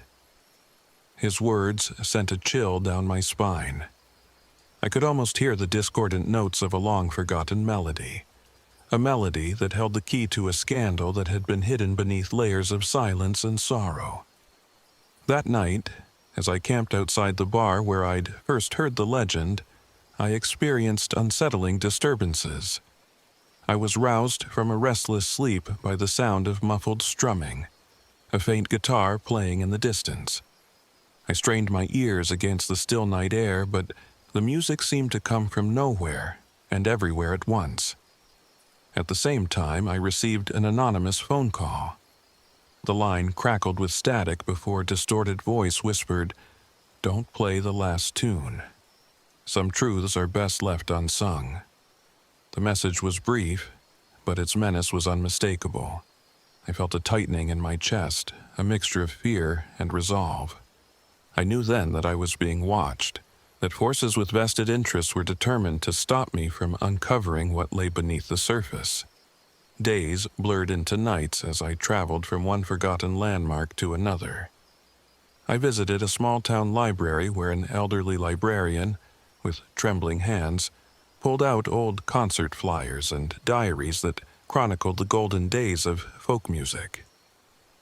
In a dusty archive room, I uncovered a diary entry written by a former bandmate of my mentor. The entry was raw and confessional, revealing that just before his untimely death, my mentor had hinted at discovering something that would change everything, a secret buried within the very notes of his music. Each revelation was a shard of a larger puzzle, a puzzle that began to point to a clandestine gathering that had taken place in an outdoor amphitheater deep in the Texas hill country. Following the trail of clues, I finally arrived at the amphitheater one stormy night. The ancient structure lay nestled in a windswept canyon, its stone seats crumbling and its stage overgrown with ivy and wild grass. The atmosphere was charged with an almost palpable energy, as if the very air vibrated with memories of past performances and unspoken farewells. Under the brooding sky, the amphitheater seemed to beckon me to step forward, to partake in one final act. I set up my equipment on the stage, my heart thumping in time with the distant roll of thunder. With trembling fingers, I tuned my old guitar, aligning its strings with the haunting melody that had haunted my dreams for months. As I strummed the first tentative chords, I felt a presence, a shadowy figure lingering at the edge of the stage. The figure moved with deliberate slowness, half obscured by the storm's gloom, and I sensed that this was the moment of reckoning. The figure stepped forward into the pale moonlight, revealing itself as a man with eyes that burned with both regret and determination. His features were sharp, and though his face was partially hidden by a weathered hat, I recognized in his gaze the unmistakable spark of a former collaborator, a man who had once shared the stage with my mentor. "You shouldn't have come here," he said, his voice low and resonant like the deep bass of a forgotten record. "Some melodies are cursed, Henry. Some truths can break a man." I swallowed hard, the weight of the confrontation settling over me. "I need to know what happened," I replied, my voice wavering but resolute. "I need to understand why you let him die. I need to know the truth behind the last tune."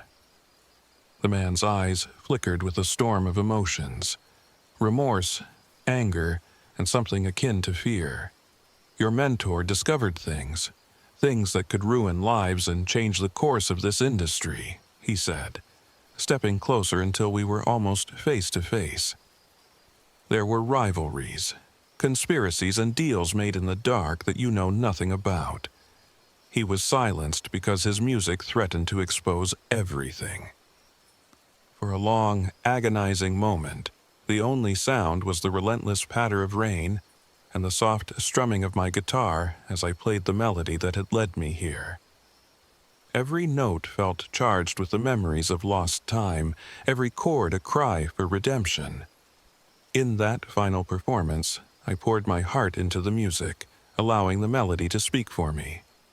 The notes soared and fell in a sorrowful cadence, a dialogue between the living and the dead, a lament for what had been lost and a defiant call for the truth to be heard. As the last chord reverberated through the amphitheater, the shadowy figure looked at me with an intensity that seemed to strip away the layers of my soul. "It's time," he said, and in that moment, the final secrets of my mentor's demise and the dark underbelly of the music industry were laid bare in a torrent of memories and confessions. He revealed how greed, jealousy, and betrayal had conspired to silence the voice that had once promised hope through music. Every secret, every hidden rivalry, every whispered threat was now part of our shared history, a history that could no longer be buried. The confrontation was cathartic and raw. I felt a surge of emotion as I realized that my mentor's legacy was not merely one of tragedy, but of transformation. In the midst of that stormy night with the amphitheater bearing silent witness, I vowed to honor his memory by reclaiming my own voice, a voice that had been silenced by pain and regret for far too long. In the days that followed, I returned to my RV with a sense of bittersweet relief. I spent long hours editing the recordings of that final performance, a haunting, soul-stirring rendition of the last tune. I compiled the notes, photographs, and journal entries I had gathered along the way, and I reached out to a local historian and an independent record label known for championing authentic, unfiltered art. Together, we planned to share the story of my mentor's tragic demise and the dark secrets of the music industry with a world that had long turned a blind eye. I had not only uncovered the truth behind a lost melody, but I had also begun the process of healing.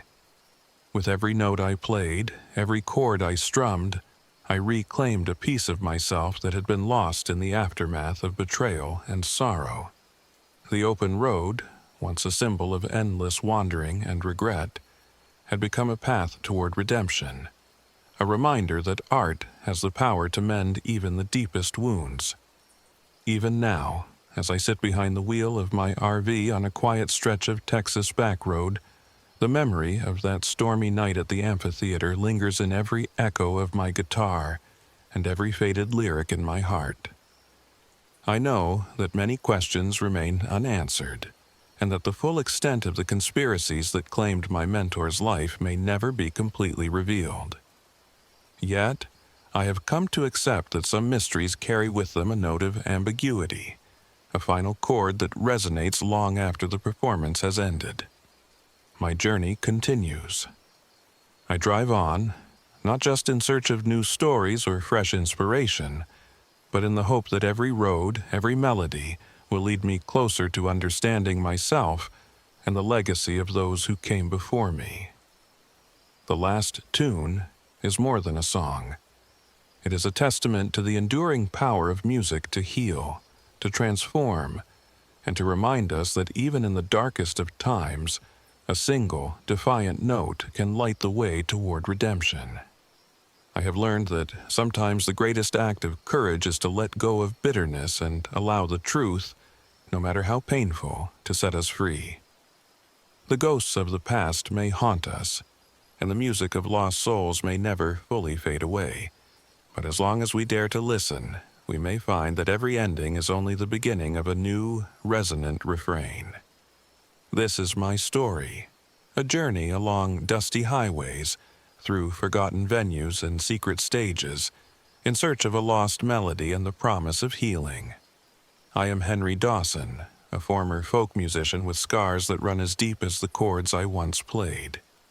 And as I drive on into the endless Texas horizon, I carry with me the echoes of the last tune, a final note that will always remind me of the power of music, the resilience of the human spirit, and the endless possibilities that lie ahead on the open road.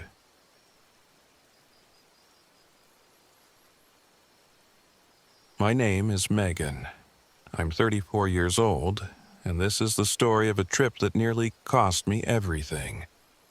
It happened in the sweltering, humid nights of late summer, deep in the backwoods of East Texas near Caddo Lake, a place where legends live and breathe among ancient cypress trees and labyrinthine bayous. I had always been drawn to the forgotten corners of the world. As a writer with an insatiable curiosity for local lore, I craved experiences that could transform my words into something raw and real. When my longtime friends, Sarah, Jake, and Carlos, agreed to join me on an RV adventure to Caddo Lake, it promised to be the perfect escape from our urban routines. I envisioned lazy days on the water, whispered stories around a campfire, and nights filled with the gentle hum of nature. What I didn't expect, however, was the creeping dread that would seep into every moment. We set out in an old, rattling RV that Carlos, our resident mechanic and practical stabilizer, had managed to keep running despite its age. The vehicle itself seemed to groan in protest as we hit the long, winding highways. Its headlights flickered intermittently, and the radio, meant to be our lifeline to the outside world, crackled with static and occasional bursts of disembodied voices. I remember the uneasy feeling that we were being guided into a place where even our technology balked at the darkness. Sarah, ever the voice of reason, was quick to point out the faults. "This RV isn't exactly a palace on wheels," she'd say, her tone a mix of caution and practicality. She was a designer by trade, meticulous, level-headed, and always the one to remind us that not every thrill was worth chasing. Jake, on the other hand, thrived on adrenaline. His eyes gleamed with excitement at every bump in the road, every unexplained noise, as if they were secret promises of something extraordinary. And then there was Carlos, whose calm, measured presence often kept the frayed edges of our nerves from unraveling completely. His steady hands and unwavering focus on fixing things made him indispensable on this trip. Our destination was a secluded campsite on the edge of what the locals ominously referred to as Witch's Hollow, a narrow strip of land where the murky bayou swallowed all traces of light. The place had an infamous reputation, steeped in stories of a vengeful swamp witch whose curse was said to have been born from a historical injustice.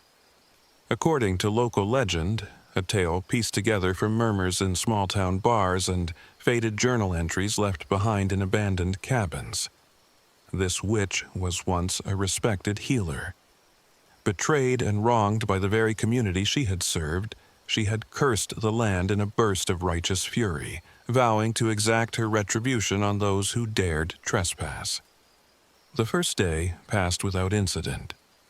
We spent the daylight hours exploring the shoreline, snapping photos of the still water and sprawling cypress trees draped in Spanish moss. I scribbled down notes in my journal, fascinated by every detail, every crack in the worn pavement and every ripple on the water. But as dusk fell and the humid air thickened, the true nature of our destination began to reveal itself. It was on the second night that the signs of unease first made themselves known. I awoke to a faint, almost imperceptible sound, a giggle, soft and distant, carried on the humid breeze. At first, I convinced myself it was nothing more than the playful murmur of the bayou's nocturnal creatures. But, as the night deepened, the giggles grew into sorrowful, almost mournful lullabies that seemed to echo from nowhere and everywhere all at once. I stepped outside the RV, my heart pounding, only to see that the familiar outline of trees had transformed under the cloak of an unseasonal dense fog. Shapes moved in the periphery of my vision, shadows that twisted and writhed as if they were alive.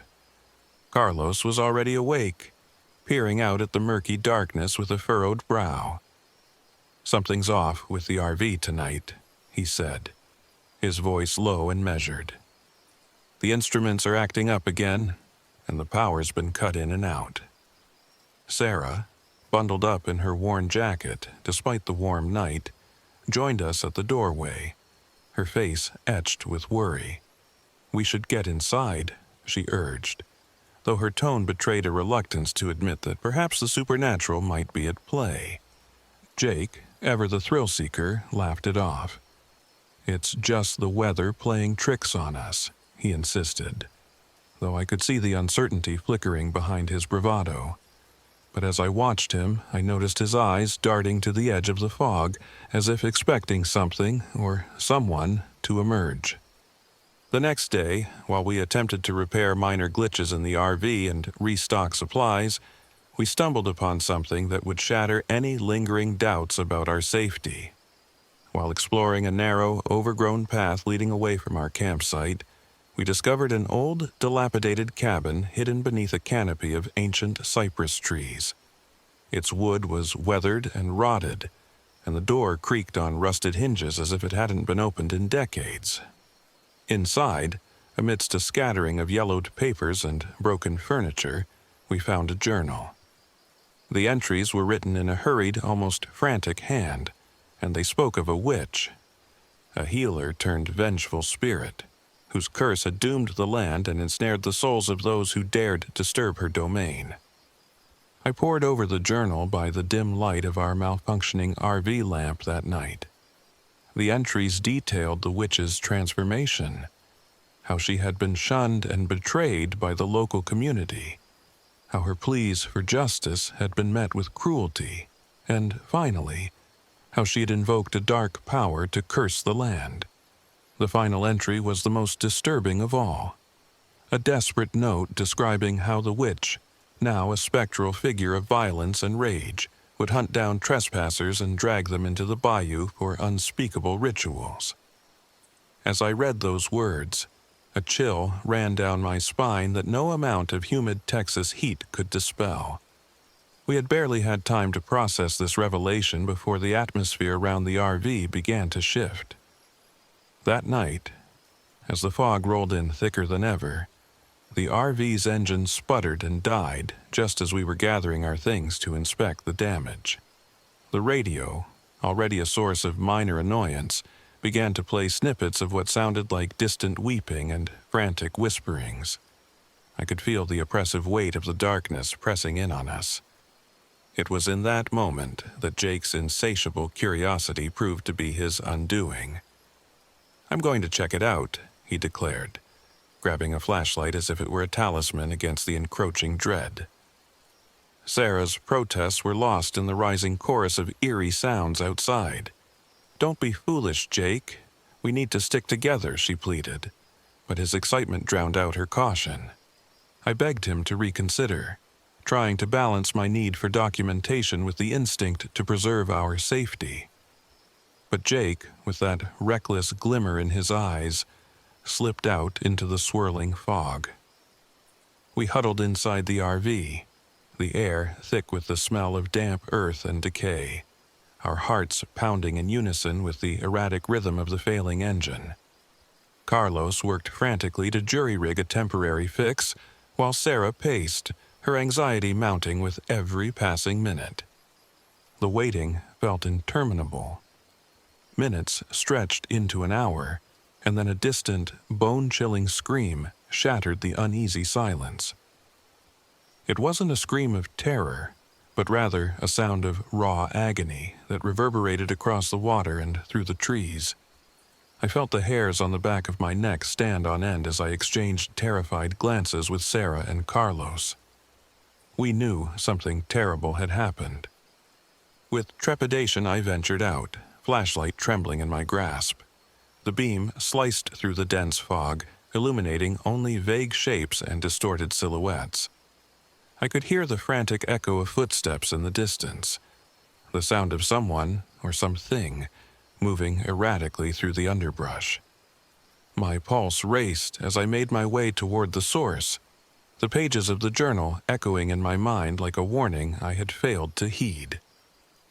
I found Jake near a clump of overgrown brush. His flashlight lay shattered on the ground, its beam casting eerie, jittery reflections.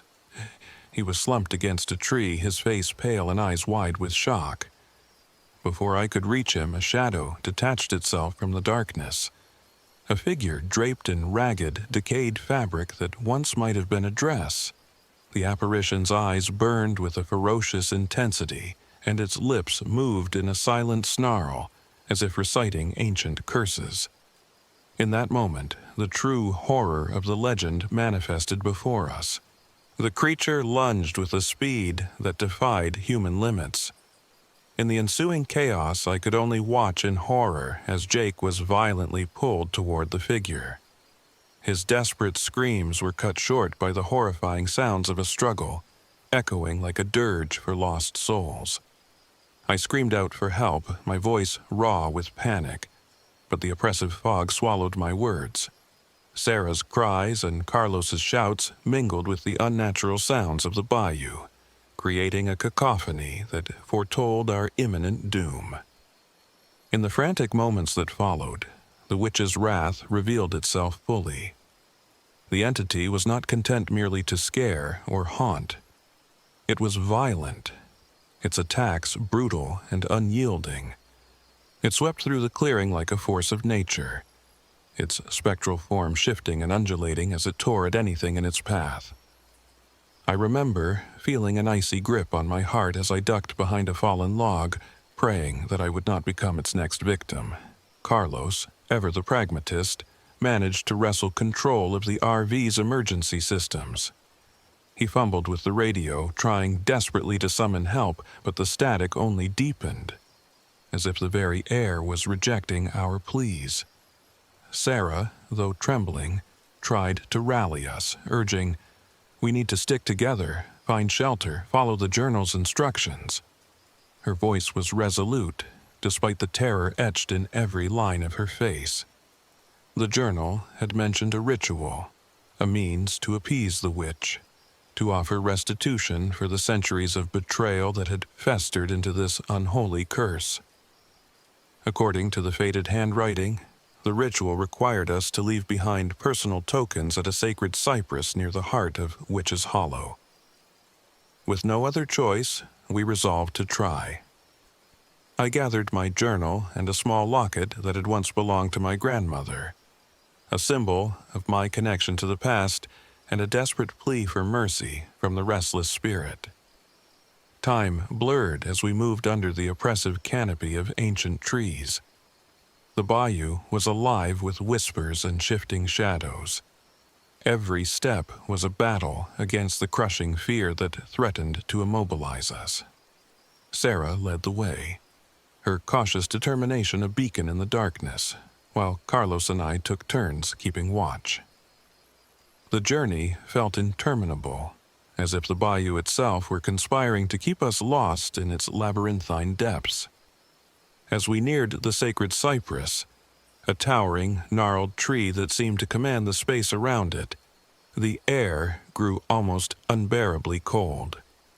The spirit of the place was palpable, a tangible presence that pressed in on our souls. With trembling hands, I placed my locket at the base of the tree, whispering a prayer for forgiveness and release. Sarah followed with her own token, a small, intricately carved piece of wood from her childhood home, and Carlos reluctantly added a rusted key he had carried for years, a reminder of doors closed and opportunities lost. No sooner had we completed the ritual than the bayou erupted into chaos. The witch appeared in all her vengeful glory, a swirling mass of shadows and fury, her eyes burning like embers in the night. The air vibrated with her rage, and the ground beneath our feet trembled as if acknowledging the ancient power at play. In the ensuing confrontation, reality itself seemed to warp. The boundary between the physical world and the supernatural blurred into a nightmarish dance of terror. I felt the cold brush of death as spectral hands reached for me, and I scrambled backward, clutching my journal as if it were a talisman. Sarah was pinned against the tree by an invisible force, her screams muffled by the howling wind. Carlos, ever the stabilizer, fought valiantly to distract the entity, using every ounce of his strength to keep it at bay. Amid the chaos, I realized that our survival hinged on one final desperate act, the completion of the ritual. With the witch's fury swirling around us, I forced myself to focus. I recited the words from the journal, the incantation written in that frantic, desperate hand. My voice trembled as I called upon the ancient power of the land, invoking the memory of those wronged and betrayed. The words echoed across the bayou, mingling with the rustling leaves and the agonized cries of the spirit. For a moment, time seemed to stand still. The witch's form wavered, her furious eyes meeting mine as if in silent challenge. Then, with a roar that shook the very air, she recoiled. The oppressive force that had held us in its grip began to wane, the spectral hands receding into the fog. Carlos's desperate efforts paid off. He managed to stabilize the RV's radio, and faint voices of emergency services crackled through the static, a reminder that help was, at least, on its way. But the price was steep. As the fog slowly lifted, revealing the battered clearing and the shattered remnants of our courage, we realized that Jake was gone. His lifeless form lay crumpled at the base of an ancient oak, a silent testament to the savage violence of the witch's attack. The loss of our friend cut deep, leaving a scar that would never fully heal. In the days that followed, we gathered what little strength remained to make our way back to civilization. The journey out of Witch's Hollow was marked by a heavy silence and the unspoken acknowledgement of what we had endured. I documented every detail in my journal, my pen scratching out a record of terror and loss, determined to honor Jake's memory and to warn others of the curse that lay hidden in the bayou. Sarah's cautious pragmatism and Carlos's unwavering determination were our anchors as we navigated the winding roads back to a world that seemed impossibly distant from the nightmare we had experienced. Every mile traveled felt like an escape from a realm of shadows and sorrow, yet the memory of that vengeful spirit lingered in my mind like a dark stain. Now, as I sit here in a small motel room far from Caddo Lake, I find that the echoes of that night still resonate in every creak of the floorboards and every gust of wind outside the window. The journal, with its faded ink and desperate warnings, remains my most prized and most painful possession. I have resolved to write the definitive account of our ordeal, a story that melds the local history of East Texas with the raw terror of survival. It is a reminder that some legends are not merely tales to be told in hushed voices over campfires, but are living, breathing forces that demand respect and caution. I often wonder about the nature of the curse that befell us. Was the witch's anger born solely of the historical injustices inflicted upon her, or did the modern intrusions into her realm rekindle an ancient fury? In the murky depths of the bayou, where the boundary between the natural and the supernatural is as thin as the drifting fog, it is impossible to say. What I do know, however, is that the forces we encountered were both violent and relentless, an entity that did not simply haunt but actively sought retribution. In the aftermath of that harrowing night, each of us has been forced to confront our own inner demons. Sarah, who once prized safety above all else, now carries a quiet determination to ensure that such horrors are never forgotten. Carlos, whose practical nature had always been his greatest strength, now bears the heavy burden of guilt for not being able to save Jake. And I, while I continue to seek the truth through my writing, am haunted by the memories of spectral hands and the sound of a vengeful cry echoing through the bayou. As the scars of that night slowly fade into the background of my life, I know that the experience has changed me irrevocably. I have seen the face of a curse that was as old as the land itself, and I have felt the icy grip of supernatural violence firsthand. In every whispered tale of betrayal, in every rustle of the ancient cypress leaves, there remains a lingering reminder that some curses are born of the past, and that the wronged can return with a vengeance. I write these words not as a confession of fear, but as a testament to survival, a record of a journey into darkness and back. May those who read this account heed its warning. When venturing into lands steeped in legend and sorrow, respect the past and tread lightly, for in the bayous of East Texas, the spirits of history are ever watchful, and their curses may claim more than just fleeting moments of terror. They may forever alter the course of your life. Even now, on quiet nights when the wind carries faint echoes of distant laughter and sorrowful lullabies, I feel the lingering presence of Witch's Hollow. The memories of that fateful trip, the loss of a dear friend, and the relentless power of a vengeful spirit serve as a constant reminder that sometimes the cost of curiosity is measured not in words, but in the price of a soul. This is my story, a tale of isolation, survival, and the haunting truth that some legends are born from real wounds, capable of exacting a brutal toll on those who dare to disturb them.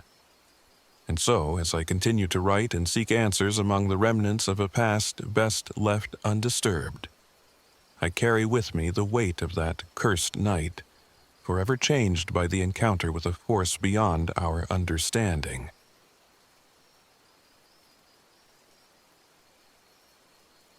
My name is Mark. I'm 42 years old, and this is the story of my journey into the heart of the Texas desert, a journey that forced me to confront my past, my demons, and a darkness that may not have been entirely my own. This all happened along the rugged roads near Devil's River, where legends of a cursed crossroads and a devilish presence have haunted locals for decades. I'd been running for years, not from the law, not from a vengeful ex, but from myself. After a messy divorce and a series of poor choices that left me drowning in guilt and regret, I felt the need to escape the suffocating memories of my old life. I turned my battered old RV, my only remaining possession that still ran, albeit grudgingly, into my solitary sanctuary. The plan was simple: drive deep into the barren canyons and dusty highways of West Texas, find solace in isolation, and document every thought and emotion in my journal. I hoped that by facing my inner turmoil amid the vast, indifferent desert, I might finally find a path to redemption. The RV rattled and groaned as I set out at dawn, the sun rising over a landscape of rugged hills and sprawling emptiness. Its engine sputtered intermittently, a metaphor for my own battered spirit. As I drove, I couldn't shake the feeling that something was watching me, lurking in the shimmering heat waves rising from the asphalt. I turned up the radio, expecting to catch a familiar country tune or a snippet of local news, but instead was greeted by static punctuated by garbled voices. I chalked it up to poor reception. After all, nothing good ever comes easily out here, but a small seed of unease had been planted. The first few days passed in a kind of hypnotic routine.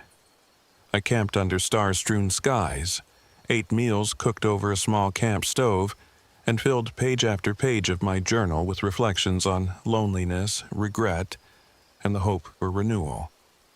I visited abandoned roadside diners, where faded neon signs and dust-covered tables spoke of forgotten dreams and lives that had passed through this desolate corridor. At one such diner, I encountered a few locals who muttered about the cursed crossroads near Devil's River, telling stories of a mysterious drifter who appeared on stormy nights and whispered promises of absolution to lost souls. I wasn't one to believe in ghosts or deals with the devil, but as I listened, a chill crept along my spine. It was on the fourth night that the signs began to multiply. The RV's power flickered as a sudden dust storm swept in from the west, reducing the world outside to a swirling, blinding haze. I sat huddled on a threadbare couch, journal in hand, when the radio suddenly cut through the storm.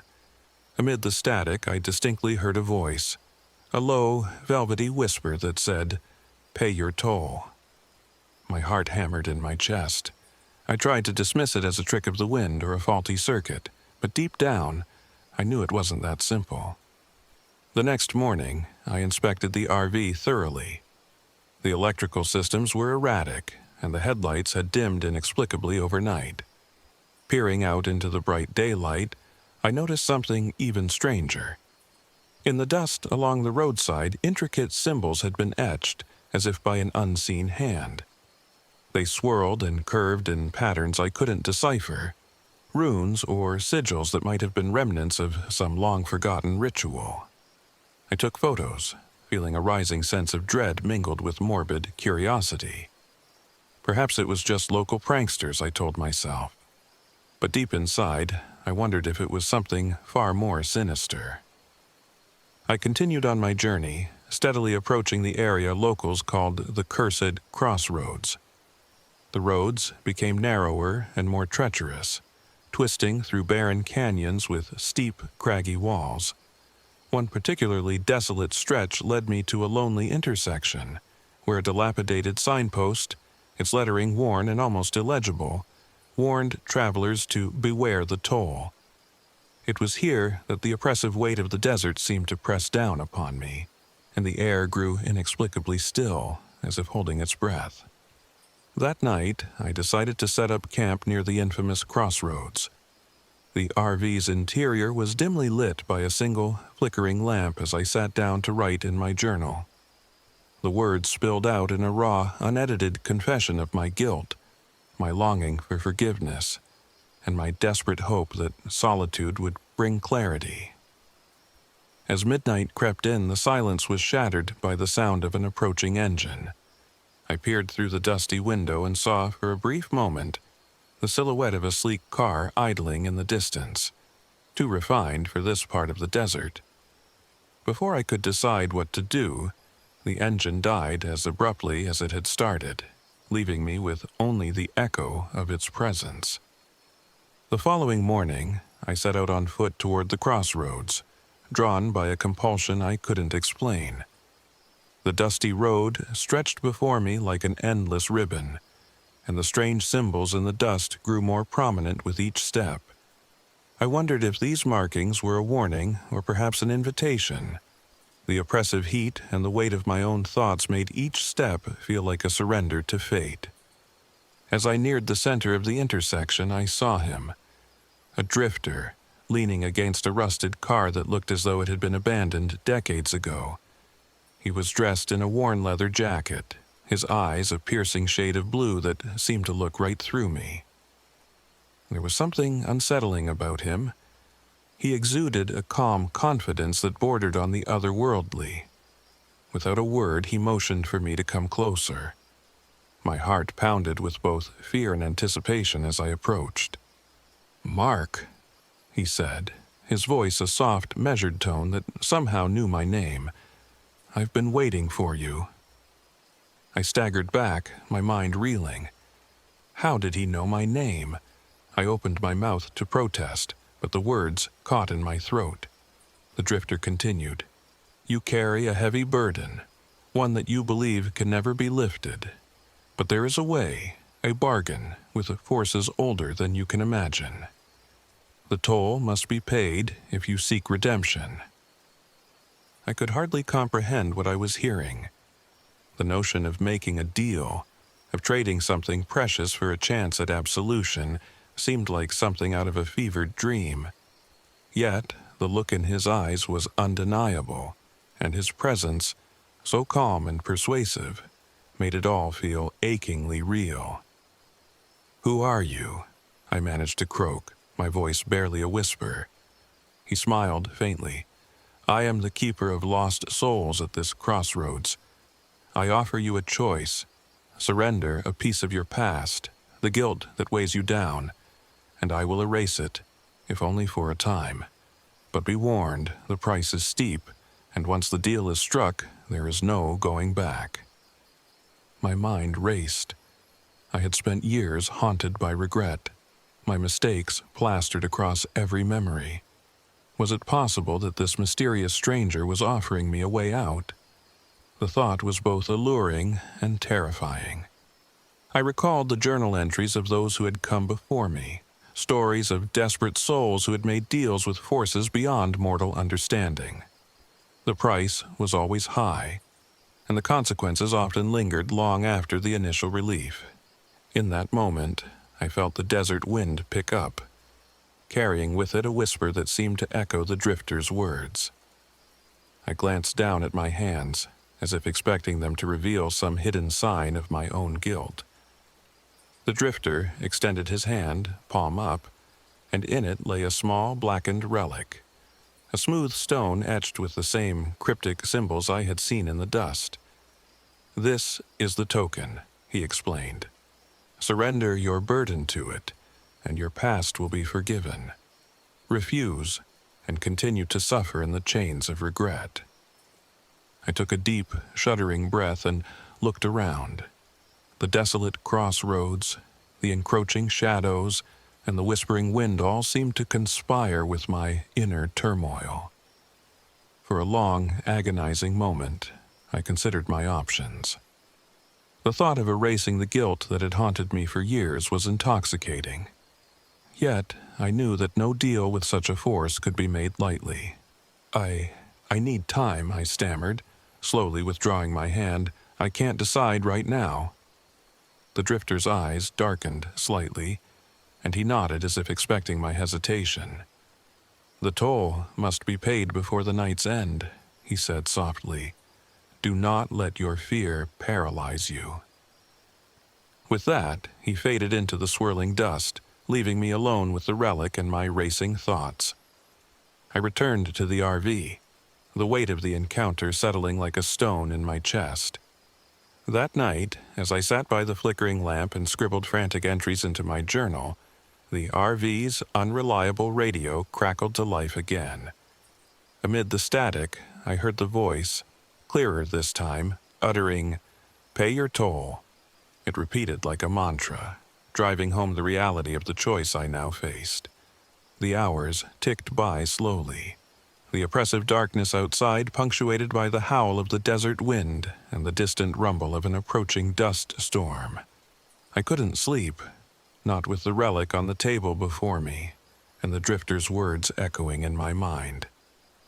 I examined the stone closely, its surface smooth and unnervingly cold to the touch, the symbols seeming to writhe under the dim light. I remembered the stories I'd heard at roadside diners about souls who had bargained with the devil at cursed crossroads and paid a price far greater than they could imagine. At dawn, I knew a decision had to be made. I gathered my courage, determined to confront the toll head-on. I stepped outside, the desert stretching out in a golden haze, and made my way back to the crossroads. The air was still, and the dust had settled as if in anticipation of what was to come. I found myself drawn to a lone, ancient oak that stood at the center of the intersection, a silent sentinel that seemed to bear witness to countless secrets. Kneeling at the base of the oak, I opened my journal to a blank page and took a deep breath. With trembling fingers, I placed the relic into a small leather pouch I had brought along, a pouch that symbolized all the burdens I had carried for so long. In that moment, I spoke aloud, reciting words that had formed in my mind, a prayer for forgiveness and release. I surrender my guilt, my regrets, my past. Let this toll be my absolution. The words felt both liberating and excruciating, each syllable a piece of the pain I had carried for years. For a long minute, nothing happened. Then, as if stirred by my confession, the ground beneath the oak trembled, and the air around me began to shimmer with a strange, otherworldly glow. I could see the symbols etched in the dust pulsing with light, and the wind picked up, swirling around the ancient tree, a presence, a powerful, oppressive force, seemed to rise from the very earth, its intensity almost palpable. I felt as though I were standing at the threshold of something both miraculous and terrifying.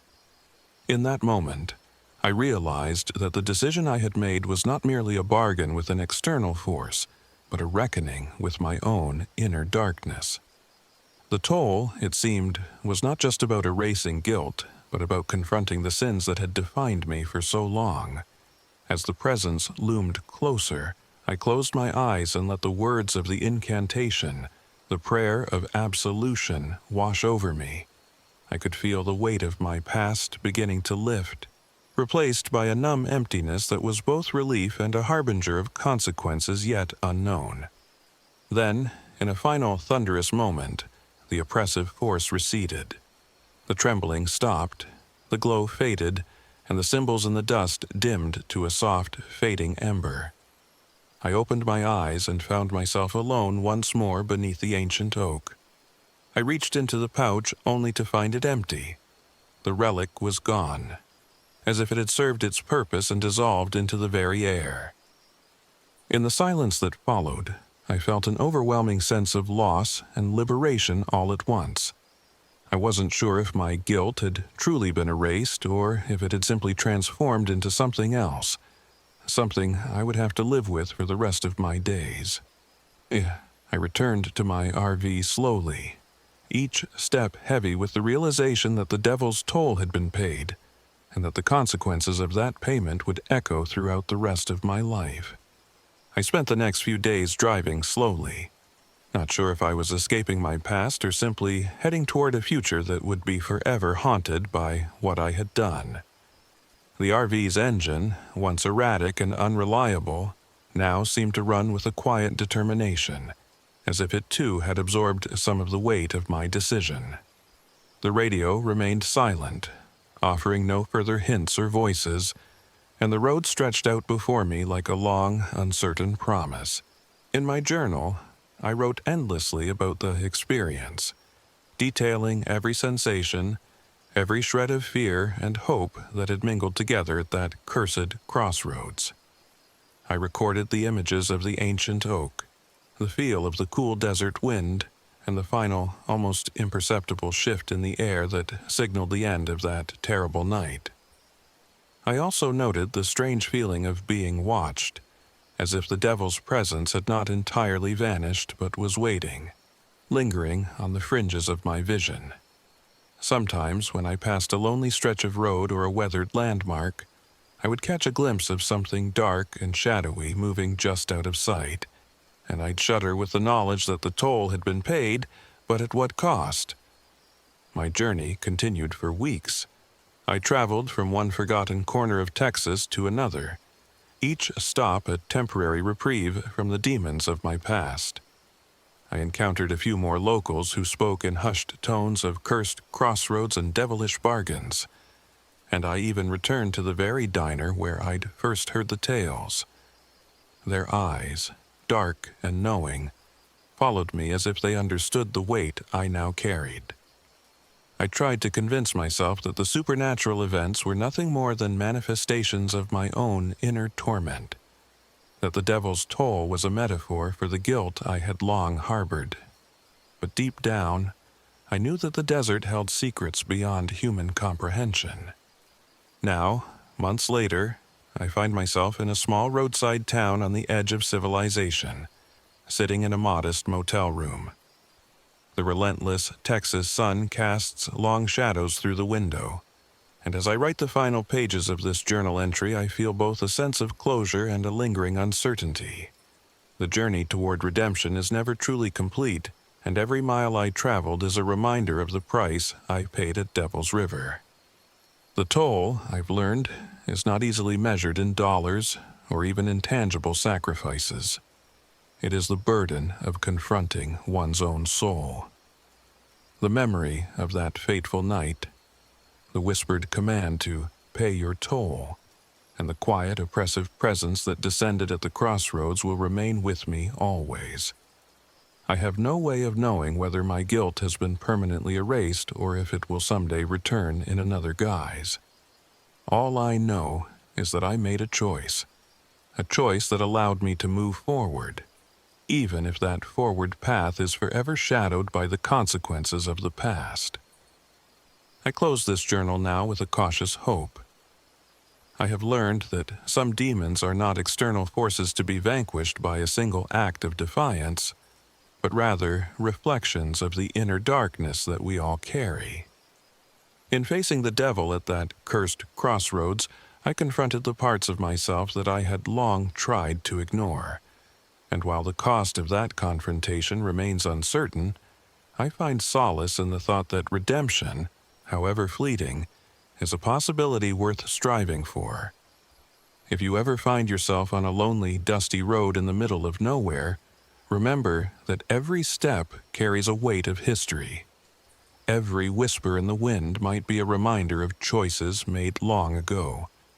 And if you ever encounter a crossroads with a sign that warns you to beware the toll, think carefully about what you're willing to sacrifice before you hand over your soul to the dark promises of the night.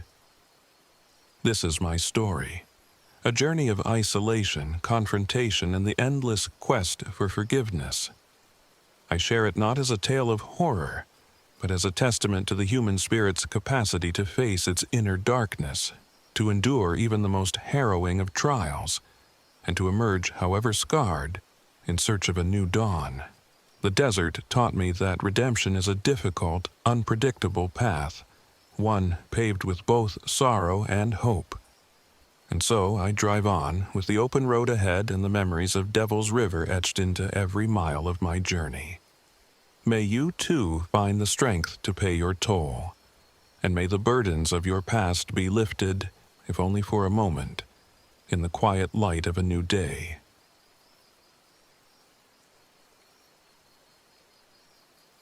My name is Ava. I'm 29 years old, and this happened in the autumn twilight of Lost Maple State Natural Area in Texas, a place where nature's vibrant colors mask secrets too painful to forget. I had long felt drawn to places that stirred my childhood memories and whispered of hidden truths, and that trip in my vintage RV was supposed to be my pilgrimage toward healing after years of painful estrangement from my family. I'd inherited the RV from my late uncle, a relic of another time, creaking and stubborn, yet filled with the echoes of my own past. Inside its weathered walls, I kept remnants of my childhood. Faded photographs, a battered journal with pages frayed by time, and my grandmother's locket, which I rarely opened. The RV, though charming, had its quirks. An antique radio that crackled with ghostly static and occasional whispers, lights that flickered unpredictably, and mechanical hiccups that reminded me that nothing in life was ever truly reliable. Yet, for me, every quirk was a reminder of home, a tangible link to the memories I was desperate to reclaim. I left the city in late September, the air cool enough to be crisp but still heavy with the scent of summer's end. I was running not from a chaotic past, but from the unresolved pain of a family breakup, a fracture that had left me questioning who I was and where I belonged. I hoped that by immersing myself in the natural beauty and solitude of Lost Maples, I might finally piece together the fragments of my identity. The drive was long and quiet, the sprawling highways giving way to narrow, winding roads flanked by towering maple trees and rugged terrain. I remember the rhythmic hum of the RV's engine as it trudged along the asphalt, the radio murmuring faint melodies interspersed with bursts of static that sometimes sounded suspiciously like the laughter of children. I dismissed those sounds at first as mere interference, artifacts of an old machine struggling to keep up with the modern world. But as the miles passed and the landscape grew more isolated, a strange unease began to settle over me. I arrived at Lost Maples State Natural Area by mid-afternoon. The park was a riot of colors. The deep scarlet of maple leaves, the golden hues of fallen foliage, and the brilliant blue of a clear Texan sky. I pitched my RV in a secluded clearing near a narrow winding trail that led deeper into the park. Everything was idyllic on the surface, a perfect setting for reflection and renewal. Yet, as I unloaded my few belongings and arranged a small area for my makeshift campsite, there was an undercurrent of melancholy in the air. The silence was profound, punctuated only by the rustling of leaves and the distant call of a lone bird. That evening, as dusk descended, I settled into the RV with my journal and a thermos of lukewarm coffee. The radio, which had been silent for most of the drive, suddenly sprang to life. Faint, childlike giggles and whispers wafted through the static, a sound so delicate and fleeting that it made my heart skip a beat. I listened intently, convinced that it was nothing more than a quirk of the old machine. Yet, a nagging sensation told me that something else was at play. I stepped outside into the cooling air, drawn to the soft, echoing laughter. The fading light cast long shadows among the trees, and I could have sworn I saw silhouettes darting just beyond the edge of my vision. Small, fleeting figures that vanished when I tried to focus on them.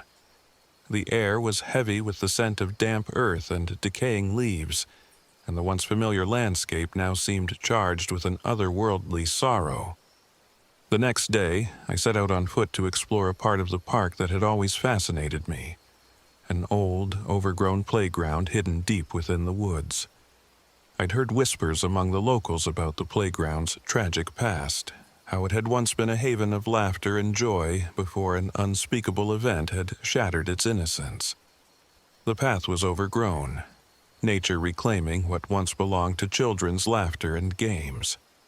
As I wandered among rusted swings and a decrepit carousel, memories of my own childhood, both sweet and bitter, surfaced unbidden. The playground was both enchanting and eerie, its faded paint and broken equipment echoing with the ghosts of lost innocence. While exploring, I discovered a faded family photograph tucked behind a broken bench. The image was worn and sepia-toned, featuring a young girl with wide, trusting eyes and a smile that spoke of hope. The girl's face struck me with an uncanny familiarity, a mirror image of one of the fleeting silhouettes I had seen in the fading light the previous night. My pulse quickened as I carefully placed the photograph in my journal, the mystery of its origin deepening the sense of foreboding that had begun to settle over the park. Back at the RV, as night fell once more, the atmosphere grew increasingly oppressive. The antique radio crackled again, this time with an unmistakable sound. The clear, innocent laughter of children, interwoven with whispered fragments of a sorrowful tune. I tried to rationalize it, convincing myself that it was a mere coincidence. A malfunctioning device playing snippets of an old recording. But deep down, I couldn't shake the feeling that these voices were more than mere static. Over the next several days, subtle occurrences began to multiply. At dusk, I would catch glimpses of children playing behind the trees, pale figures that seemed to vanish as soon as I turned my gaze toward them. The playground, once still and silent by day, appeared to take on a life of its own under the moonlight.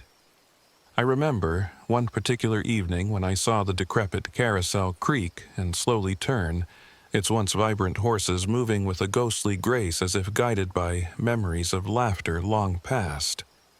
Inside the RV, the atmosphere was no less unsettling. The radio would sometimes pick up faint recordings of children's voices, as if echoing through the corridors of time.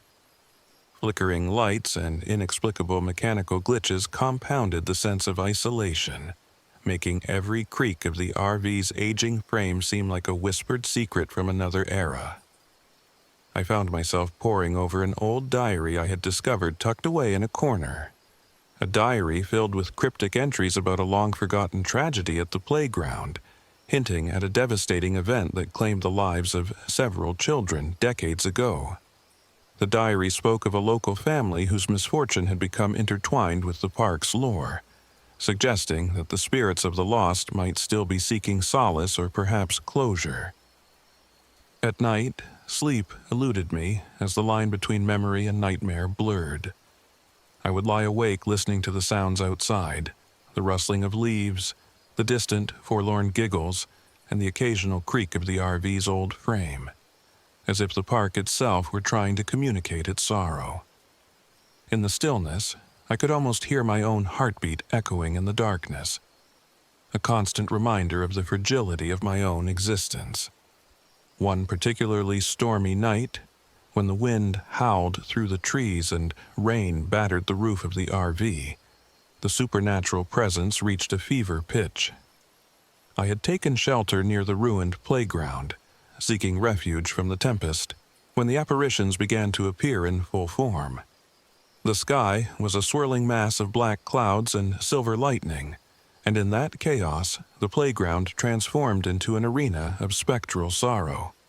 I watched, frozen by a mix of terror and awe, as the ghostly figures of children emerged from the shadows. Their eyes were pools of sorrow, their expressions marked by heartbreak and longing. They moved in a slow, mournful dance, their forms translucent and shimmering in the intermittent light of the storm. The air was thick with an indescribable grief, a palpable sadness that seemed to seep into my very soul. Compelled by a force I could neither understand nor resist, I followed the apparitions as they led me through the overgrown maze of the playground. Every step felt like a journey back in time, each corner of the decaying structure whispering secrets of a past that had been left unresolved. The diary's entries raced through my mind, and I began to piece together the tragic puzzle.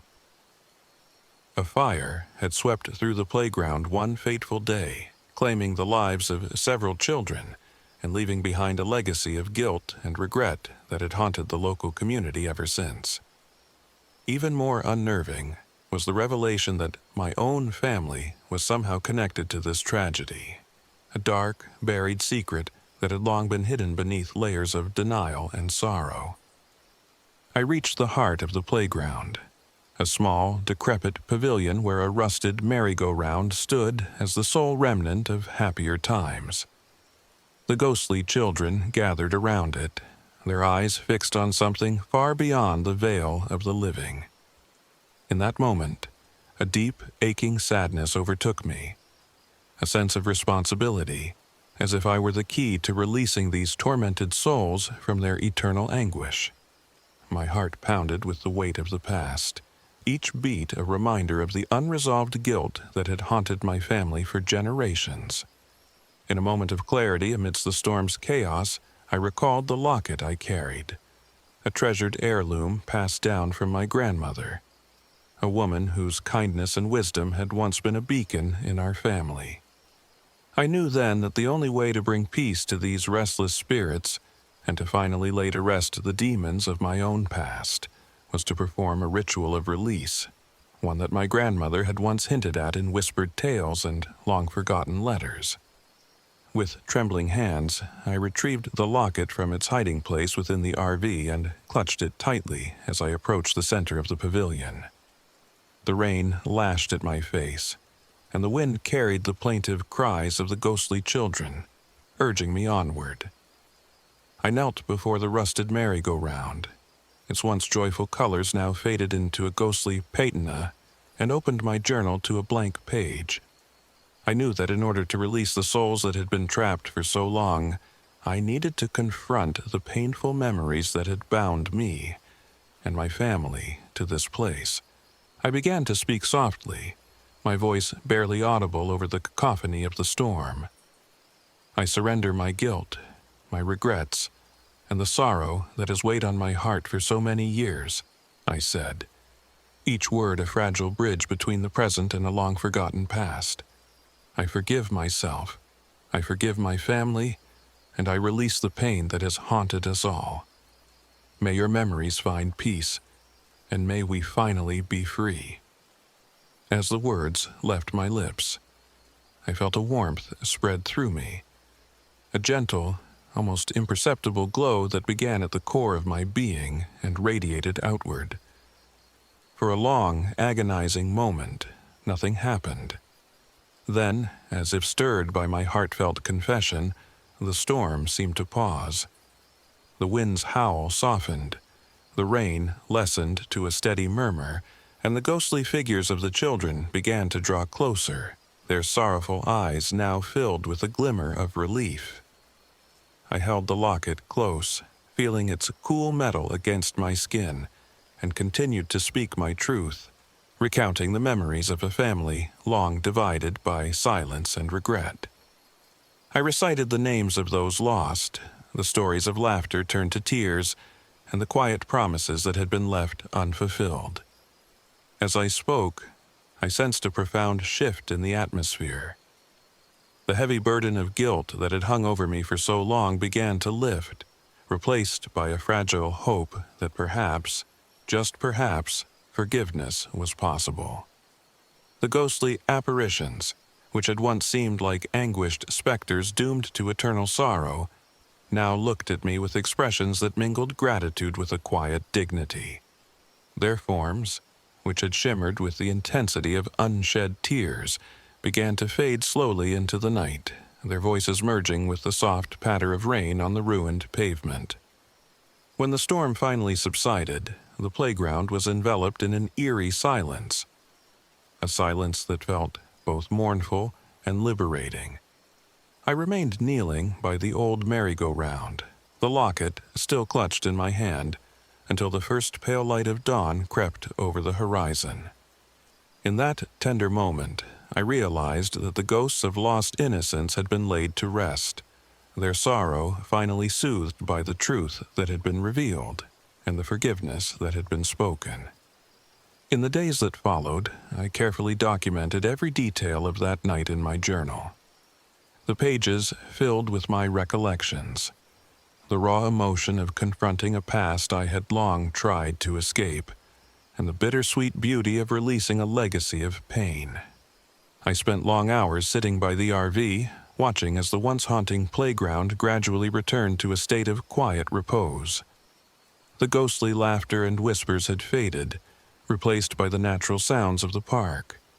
A gentle wind rustling through the trees, the distant call of a bird, and the steady, reassuring hum of life moving forward. The experience left me irrevocably changed. I began to understand that the ghosts we fear are often reflections of the pain we carry inside us, and that healing comes only when we are brave enough to confront those hidden wounds. The locket, now warm and almost luminescent, remained a symbol of that transformative night, a reminder that the love and forgiveness of those who came before us can help mend even the deepest scars. As I repaired the RV and resumed my journey, I felt a renewed sense of purpose. The vintage vehicle, with all its quirks and creaks, no longer felt like a relic of a bygone era, but rather a steadfast companion on my quest for understanding and healing.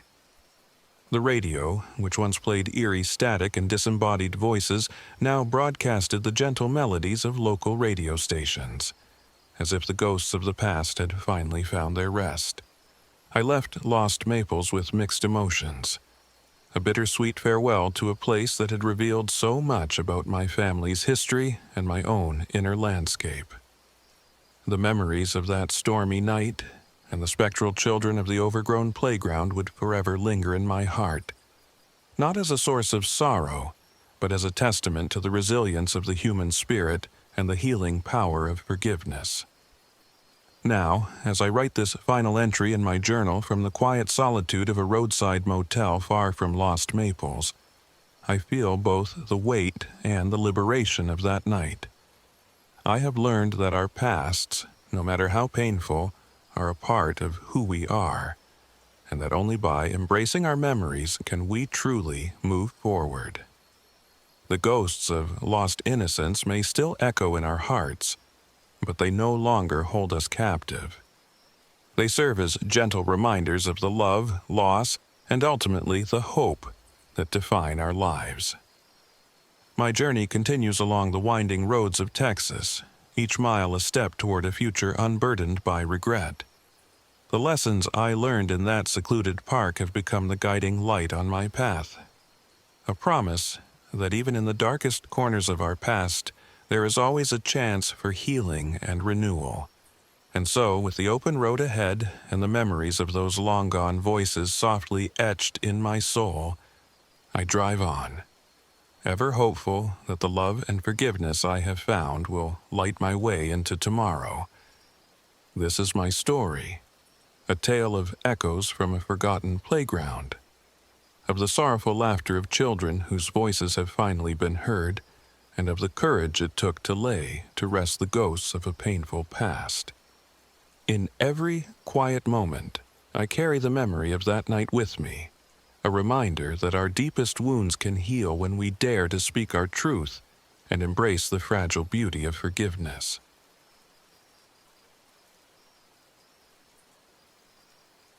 My name is Leo. I'm 35 years old, and this is the story of the journey that changed everything, both in the dusty roads of Terlingua, Texas, and within the depths of my own heart. This all began shortly after my grandfather's mysterious death, when I inherited not only his battered diary but also an old, enigmatic compass. His final words, scrawled in faded ink, hinted at a family legacy entwined with a cursed treasure, a secret that had haunted our bloodline for generations.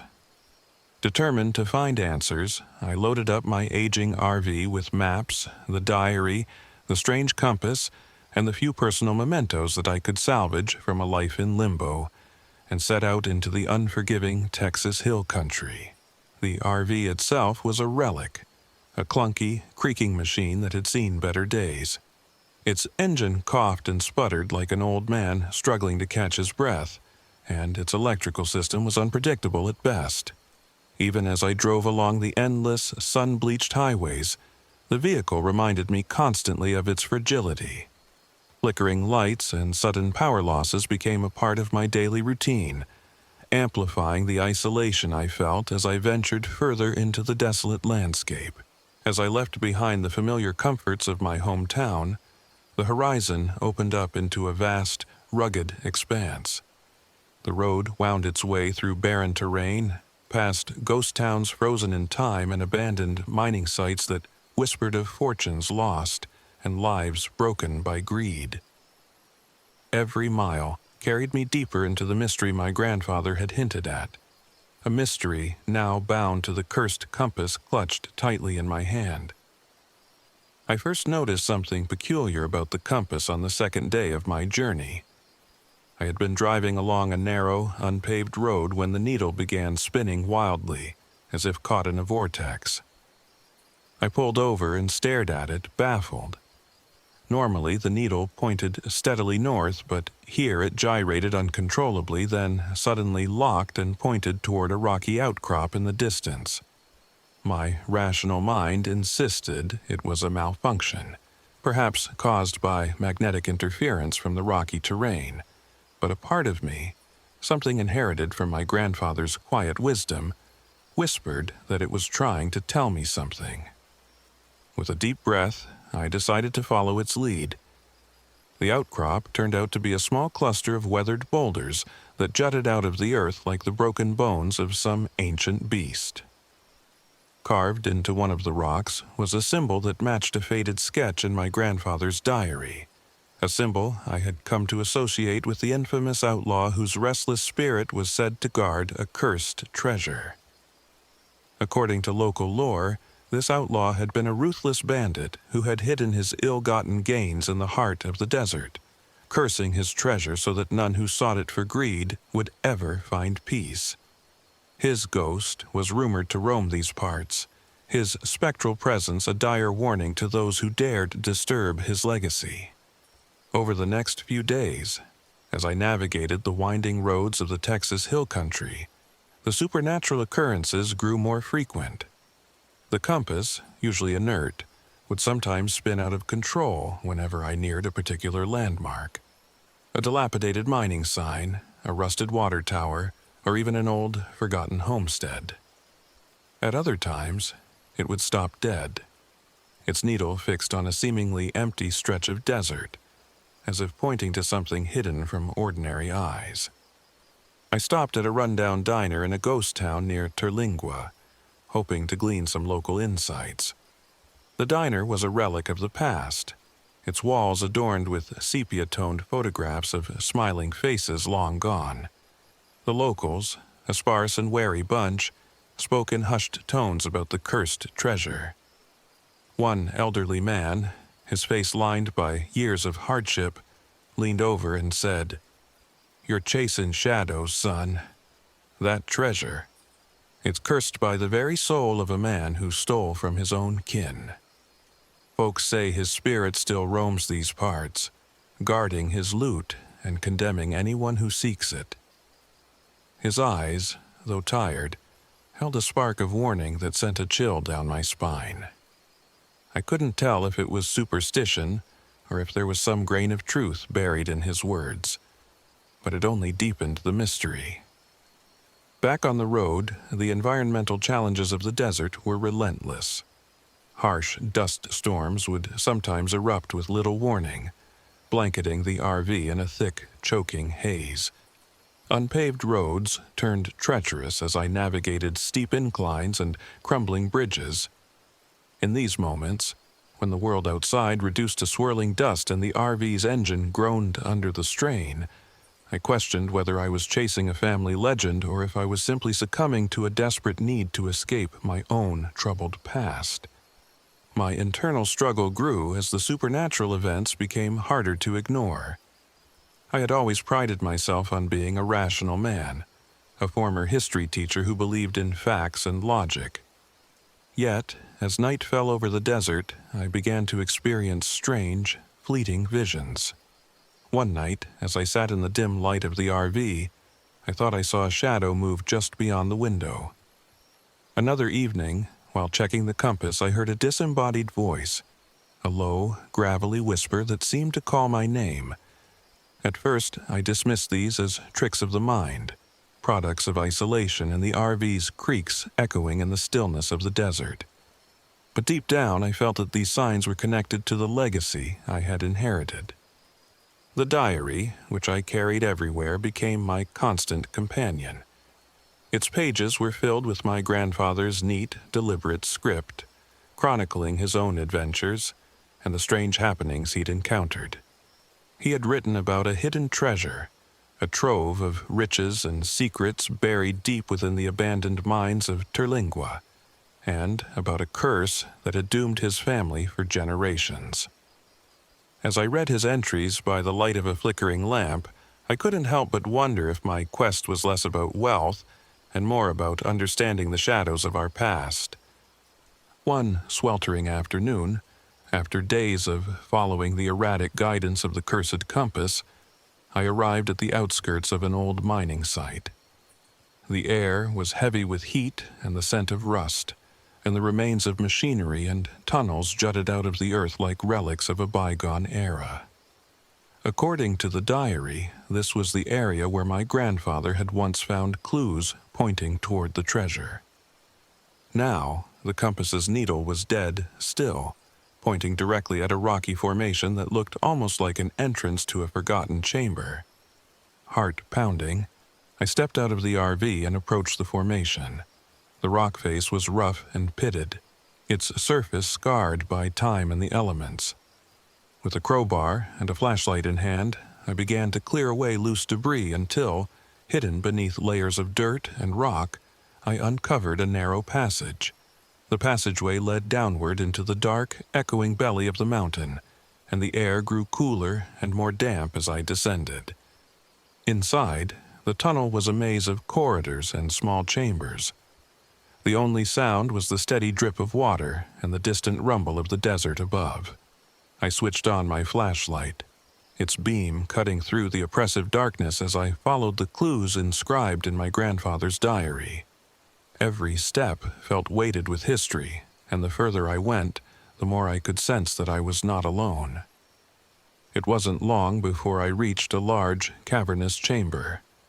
The ceiling arched high overhead, and the walls were adorned with faded mining inscriptions and symbols that matched those on the compass and in the diary.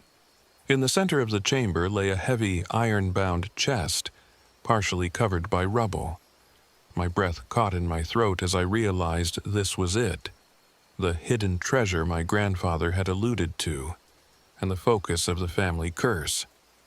Before I could approach the chest, a sudden gust of wind whipped through the chamber, extinguishing my flashlight for a split second. When the beam flickered back to life, I saw him, the spectral figure of the notorious outlaw. He stood at the far end of the chamber, his features shrouded in a ghostly pallor. His eyes, burning with an otherworldly light, met mine, and a deep, resonant voice echoed in the darkness. "You dare disturb what has been hidden for too long?" the apparition demanded, his tone both accusatory and mournful. The air grew heavy with his presence, as if the very chamber was suffused with the weight of his eternal regret. I felt a shiver run down my spine, and for a moment, all my rational thoughts were drowned out by the raw intensity of the encounter. I swallowed hard, trying to steady my voice. I'm Leo. This treasure is my family's legacy.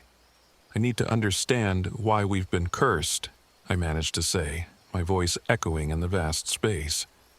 The outlaw's spectral form advanced slowly, his eyes never leaving mine. "Greed and betrayal have haunted your kin for generations," he intoned. "The treasure you seek is tainted with blood and sorrow. If you claim it, you must accept the curse that binds it. The curse will not only mark you, but will forever shadow your soul." His voice, both sorrowful and severe, reverberated around me, filling the chamber with a sense of impending doom. I felt torn between the lure of uncovering the truth and the dread of the curse he spoke of. Every instinct screamed at me to run, yet a part of me, fueled by years of unanswered questions and the burning need to honor my grandfather's memory, pushed me to stay. I glanced at the old compass in my hand. Its needle was now pointing steadily toward the chest, as if urging me onward. The chamber seemed to pulse with supernatural energy, the oppressive atmosphere magnifying every sound. The drip of water, the clanging of distant machinery, and the whisper of the desert wind echoing from the tunnels. The spectral outlaw's presence was overwhelming, and the ghostly energy in the room threatened to swallow my very being. In that charged moment, the crossroads of destiny lay before me. I had to choose. Should I claim the treasure, and in doing so, inherit the curse that had tormented my family for generations?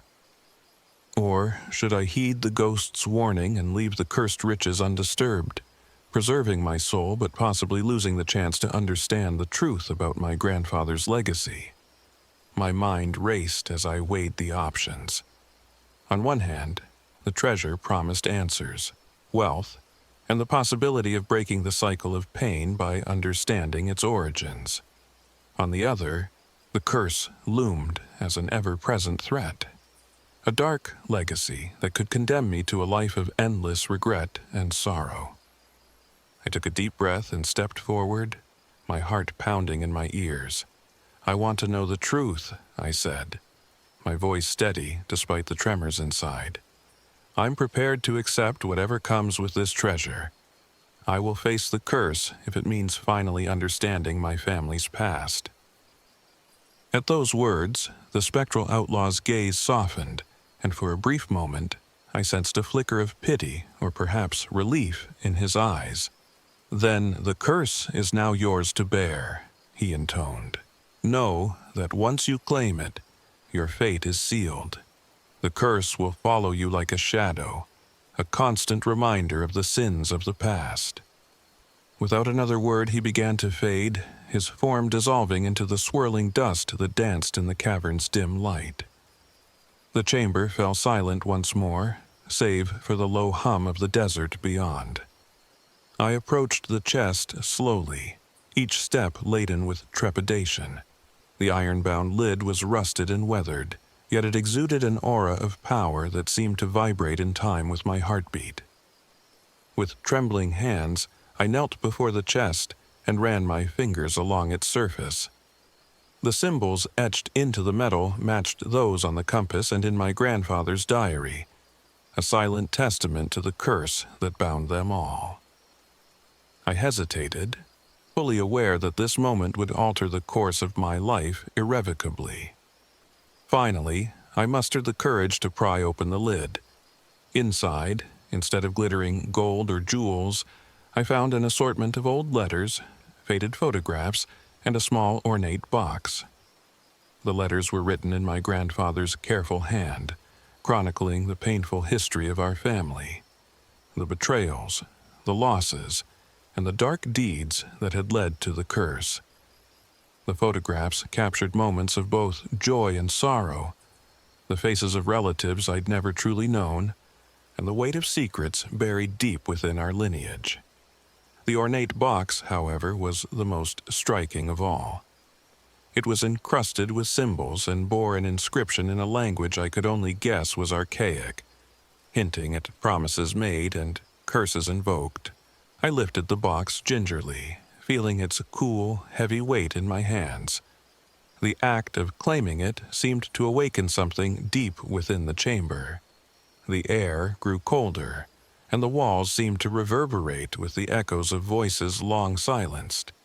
Outside, the desert wind picked up, howling like a chorus of lost souls. I sensed that the curse was already taking hold. An unseen force had begun to mark me, a shadow that would follow me wherever I went. Back in the RV, I sat at my battered desk and began to record every detail in my journal. My hand shook as I wrote, the reality of what I had done settling over me like a dark shroud. The treasure was not gold or silver, but the painful truth of my family's past, a truth that I now bore, along with the curse that came with it. I read through the letters and photographs late into the night, each word and image a piece of a puzzle that explained the generations of misfortune that had plagued my kin. The curse, as forewarned by the spectral outlaw, manifested in subtle yet disturbing ways. In the days that followed, I began to hear whispers, soft, insidious voices that seemed to speak in a language older than time. They followed me wherever I went, in the hum of the RV's engine, in the rustling of the wind outside, and even in the quiet moments before sleep. My once reliable compass now occasionally spun without reason, its needle twitching as if reacting to unseen forces. I started to feel as though I were being watched, burdened by the knowledge that I had awakened a darkness that could never be fully banished. At times, I would catch a glimpse of a shadowy figure in the rearview mirror, a man with piercing eyes and a weathered face, reminiscent of the spectral outlaw. I couldn't tell if it was my imagination or a sign that the curse was following me. The nights grew long and restless, each one a trial as the whispers and visions of the past invaded my solitude. The cursed treasure had indeed changed me. I was no longer the rational, methodical man I once was. Instead, I was haunted by the ghosts of my family's sins, forced to confront the legacy of greed and betrayal that had defined us for so long. There were moments, in the quiet, after midnight, when I questioned whether the pursuit of truth had been worth the price I now paid. The burden of the curse pressed down on me like an invisible weight, and I often found myself wondering if I could ever find peace. But as I pored over my grandfather's diary and the letters that had come with the treasure, I also discovered a glimmer of hope. A chance to break the cycle of darkness if I could learn to forgive the sins of the past and in turn forgive myself. In the final pages of my diary, I recorded a promise to carry the legacy of our family not as a curse, but as a lesson. I vowed to use the painful truths I had uncovered to seek redemption, to honor those who had suffered before me, and to find a way to let the curse fade into nothing more than a dark memory. The journey ahead was uncertain, and I knew that the shadow of the cursed treasure would never fully leave me. Yet, I also recognized that true treasure might not be found in material wealth, but in the courage to face one's past and the determination to forge a new path forward. Now, as I sit in the RV, its engine purring steadily after a recent bout of stubbornness, and stare out at the desolate beauty of the Texas hill country, I can still hear the faint echoes of that spectral encounter in the abandoned mining chamber. The cursed compass rests on my desk, its needle occasionally twitching as if it remembers the moment when fate was sealed. I know that the curse will follow me, a constant reminder of the price of unearthing buried secrets, yet it also serves as a beacon, a call to remember where I came from and the lessons that must never be forgotten. My journey continues along these winding, dust-choked roads, each mile a step away from the haunted chamber and a step toward a future that is both uncertain and full of potential. The treasure my grandfather left behind is no longer just a collection of letters and an ornate box. It has become the catalyst for my own transformation. I carry the weight of our family's sins, but I also carry the hope that by facing the darkness, I can light a path toward redemption. Every day, I drive a little further into the unknown, my heart tempered by the trials I have faced and my mind haunted by the whispers of the past. The cursed treasure and its attendant curse are constant companions on this journey, a reminder that some legacies are as much a burden as they are a legacy of truth. And yet, in the quiet moments of reflection, I find solace in knowing that I have the strength to bear this burden. I have learned that the true curse is not the treasure itself, but the failure to acknowledge the lessons of history, to learn from our mistakes, and to grow beyond the mistakes of those who came before us. This is my story, a tale of dusty roads, cursed legacies, and the relentless pursuit of truth in a world where the supernatural and the historical intertwine. I have seen the spectral face of an outlaw, heard the whispers of a long-forgotten curse, and felt the heavy weight of family secrets pressing down on me. Yet, I continue onward, determined to rewrite the narrative that has haunted my bloodline for generations. For in the heart of the Texas desert, amidst the ruins of a bygone era, I have discovered that sometimes the greatest treasure lies not in gold or jewels, but in the strength to confront the past and the courage to forge a new destiny.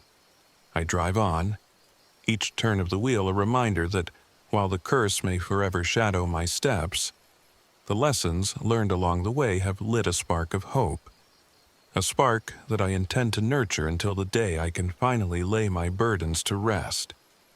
And so, with the cursed compass as my guide and my grandfather's diary as a constant reminder of where I've been, I journey forward into the unknown, ready to face whatever destiny has in store for me.